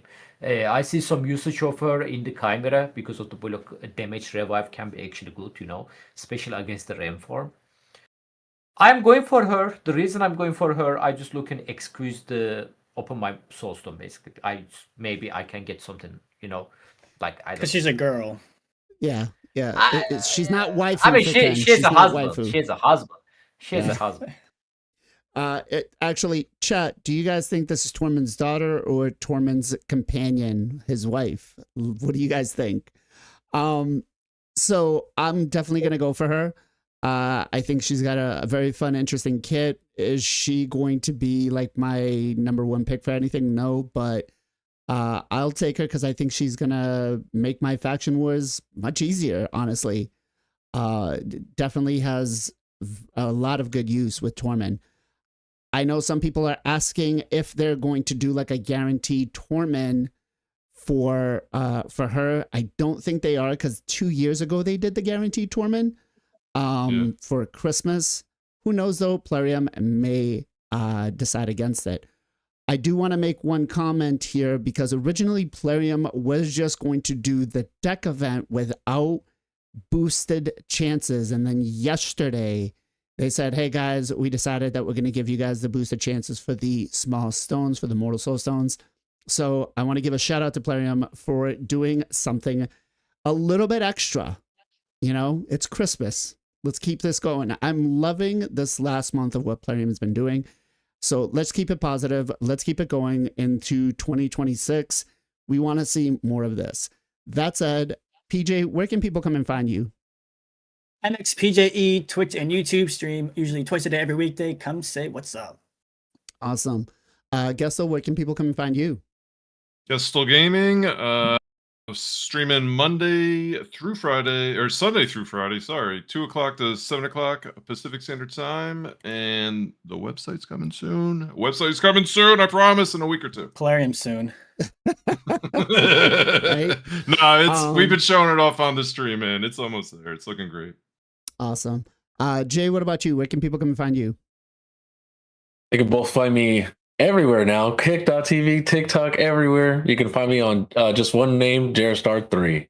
Jay's like, I'm out there everywhere, baby. Come and find me anywhere you can. What about Facebook too. Yes. Ken, where can people come and find you? not on that website. People can find me both YouTube and the Twitch by the Final Kenpachi. We are going live every single day, guys, on the Columbus after Columbus, 1 hour after Columbus reset on the winter time. My bad. In the summertime during the Columbus reset. Thank you. Awesome. Zero, where can people come and find you? Yep, 8 p.m. Sundays, Tuesdays, and Fridays on the Twitches, and then all the time on the YouTube at Zero Brew. I am taking the week off outside of the podcast here. My oldest daughter is in town, so we're just spending time together as a family, and it's been great. Awesome. All right, let's do some shout outs. Zero, what you got for a shout out for me, bro? Go Pink Tie. I stole it before everybody else did. So, yeah, Pogo Pink Tie. He's the man, the myth, the legend. And I just had his name. I meant to grab the whole thing. But yeah, give him a love. Give him some love. Awesome. Jay, what about you? What you got for a shout out for me, bro? This week, mine's going to go to Snackbox for saying that R-Tag got nerfed, but it's actually because Mr. Sir Nick got buffed, so it changes how you solo Ice Golem. Good thing I don't have to solo Ice Golem because I barely farmed that dungeon, but I feel sorry for everybody who does solo it. Now you might have to use 2 champions to duo it and get 1 less chicken, but hey, shout out to Snackbox. Good one there. Ken, what about you? What you got for a shout out for me, bro? I like to shout out the Bricks. He's also streamer friend playing the Raid Shadow Legends. I'm gonna leave his link over there. He's currently live actually. If anybody wants to say the hello. Awesome. Gessel, what about you? Well, I'm gonna shout out my mom's. My mom turned 79 today, December 21st, 1946 was when she was born. So shout out to my mom at 79. Happy birthday. Happy birthday to Mama Gestel. Thank you so much for giving us Mr. Gestel Gaming. Big shout out to her. Sorry, PJ, what about you? All right, we're going to be giving a shout out to Sinvic. Awesome dude playing the Raid Shadow Legends. Just started streaming pretty recently. I know he's been a follower and a viewer for a lot of us, and he said the other day that we inspired him to stream, so that was amazing to hear. Love hearing that, inspiring other people. So he just started. Let's show him some love, get him some support in there, and check him out. Awesome. In light of the holiday season, my shout out's going to go to all those people out there that are making your holiday better. Like anybody out there that's working as a cashier at a grocery store, or Target, or a Walmart. I'm gonna call out UPS drivers, Amazon drivers, FedEx. These are the people that are out there making sure that you guys have everything you need for Christmas. A lot of the times these guys are out there, I said it at the beginning. I'm out there 13 hours a day, 6 days a week. These guys are doing the same thing. So my shout out's going to go to all of them. We appreciate you. You guys are doing a phenomenal job. And then we are actually going to raid out to Mr. King Coco. So make sure that when we get over there, we give him some love, some support, and make sure you tell him, how are you doing, King Coco? Please add the King Coco part. Guys, I hope you have a wonderful weekend. We will see you all again next week. Can't wait. Merry Christmas to everybody out there. Have a great and safe holiday, and we'll catch you again next Sunday, same time. Bye, guys.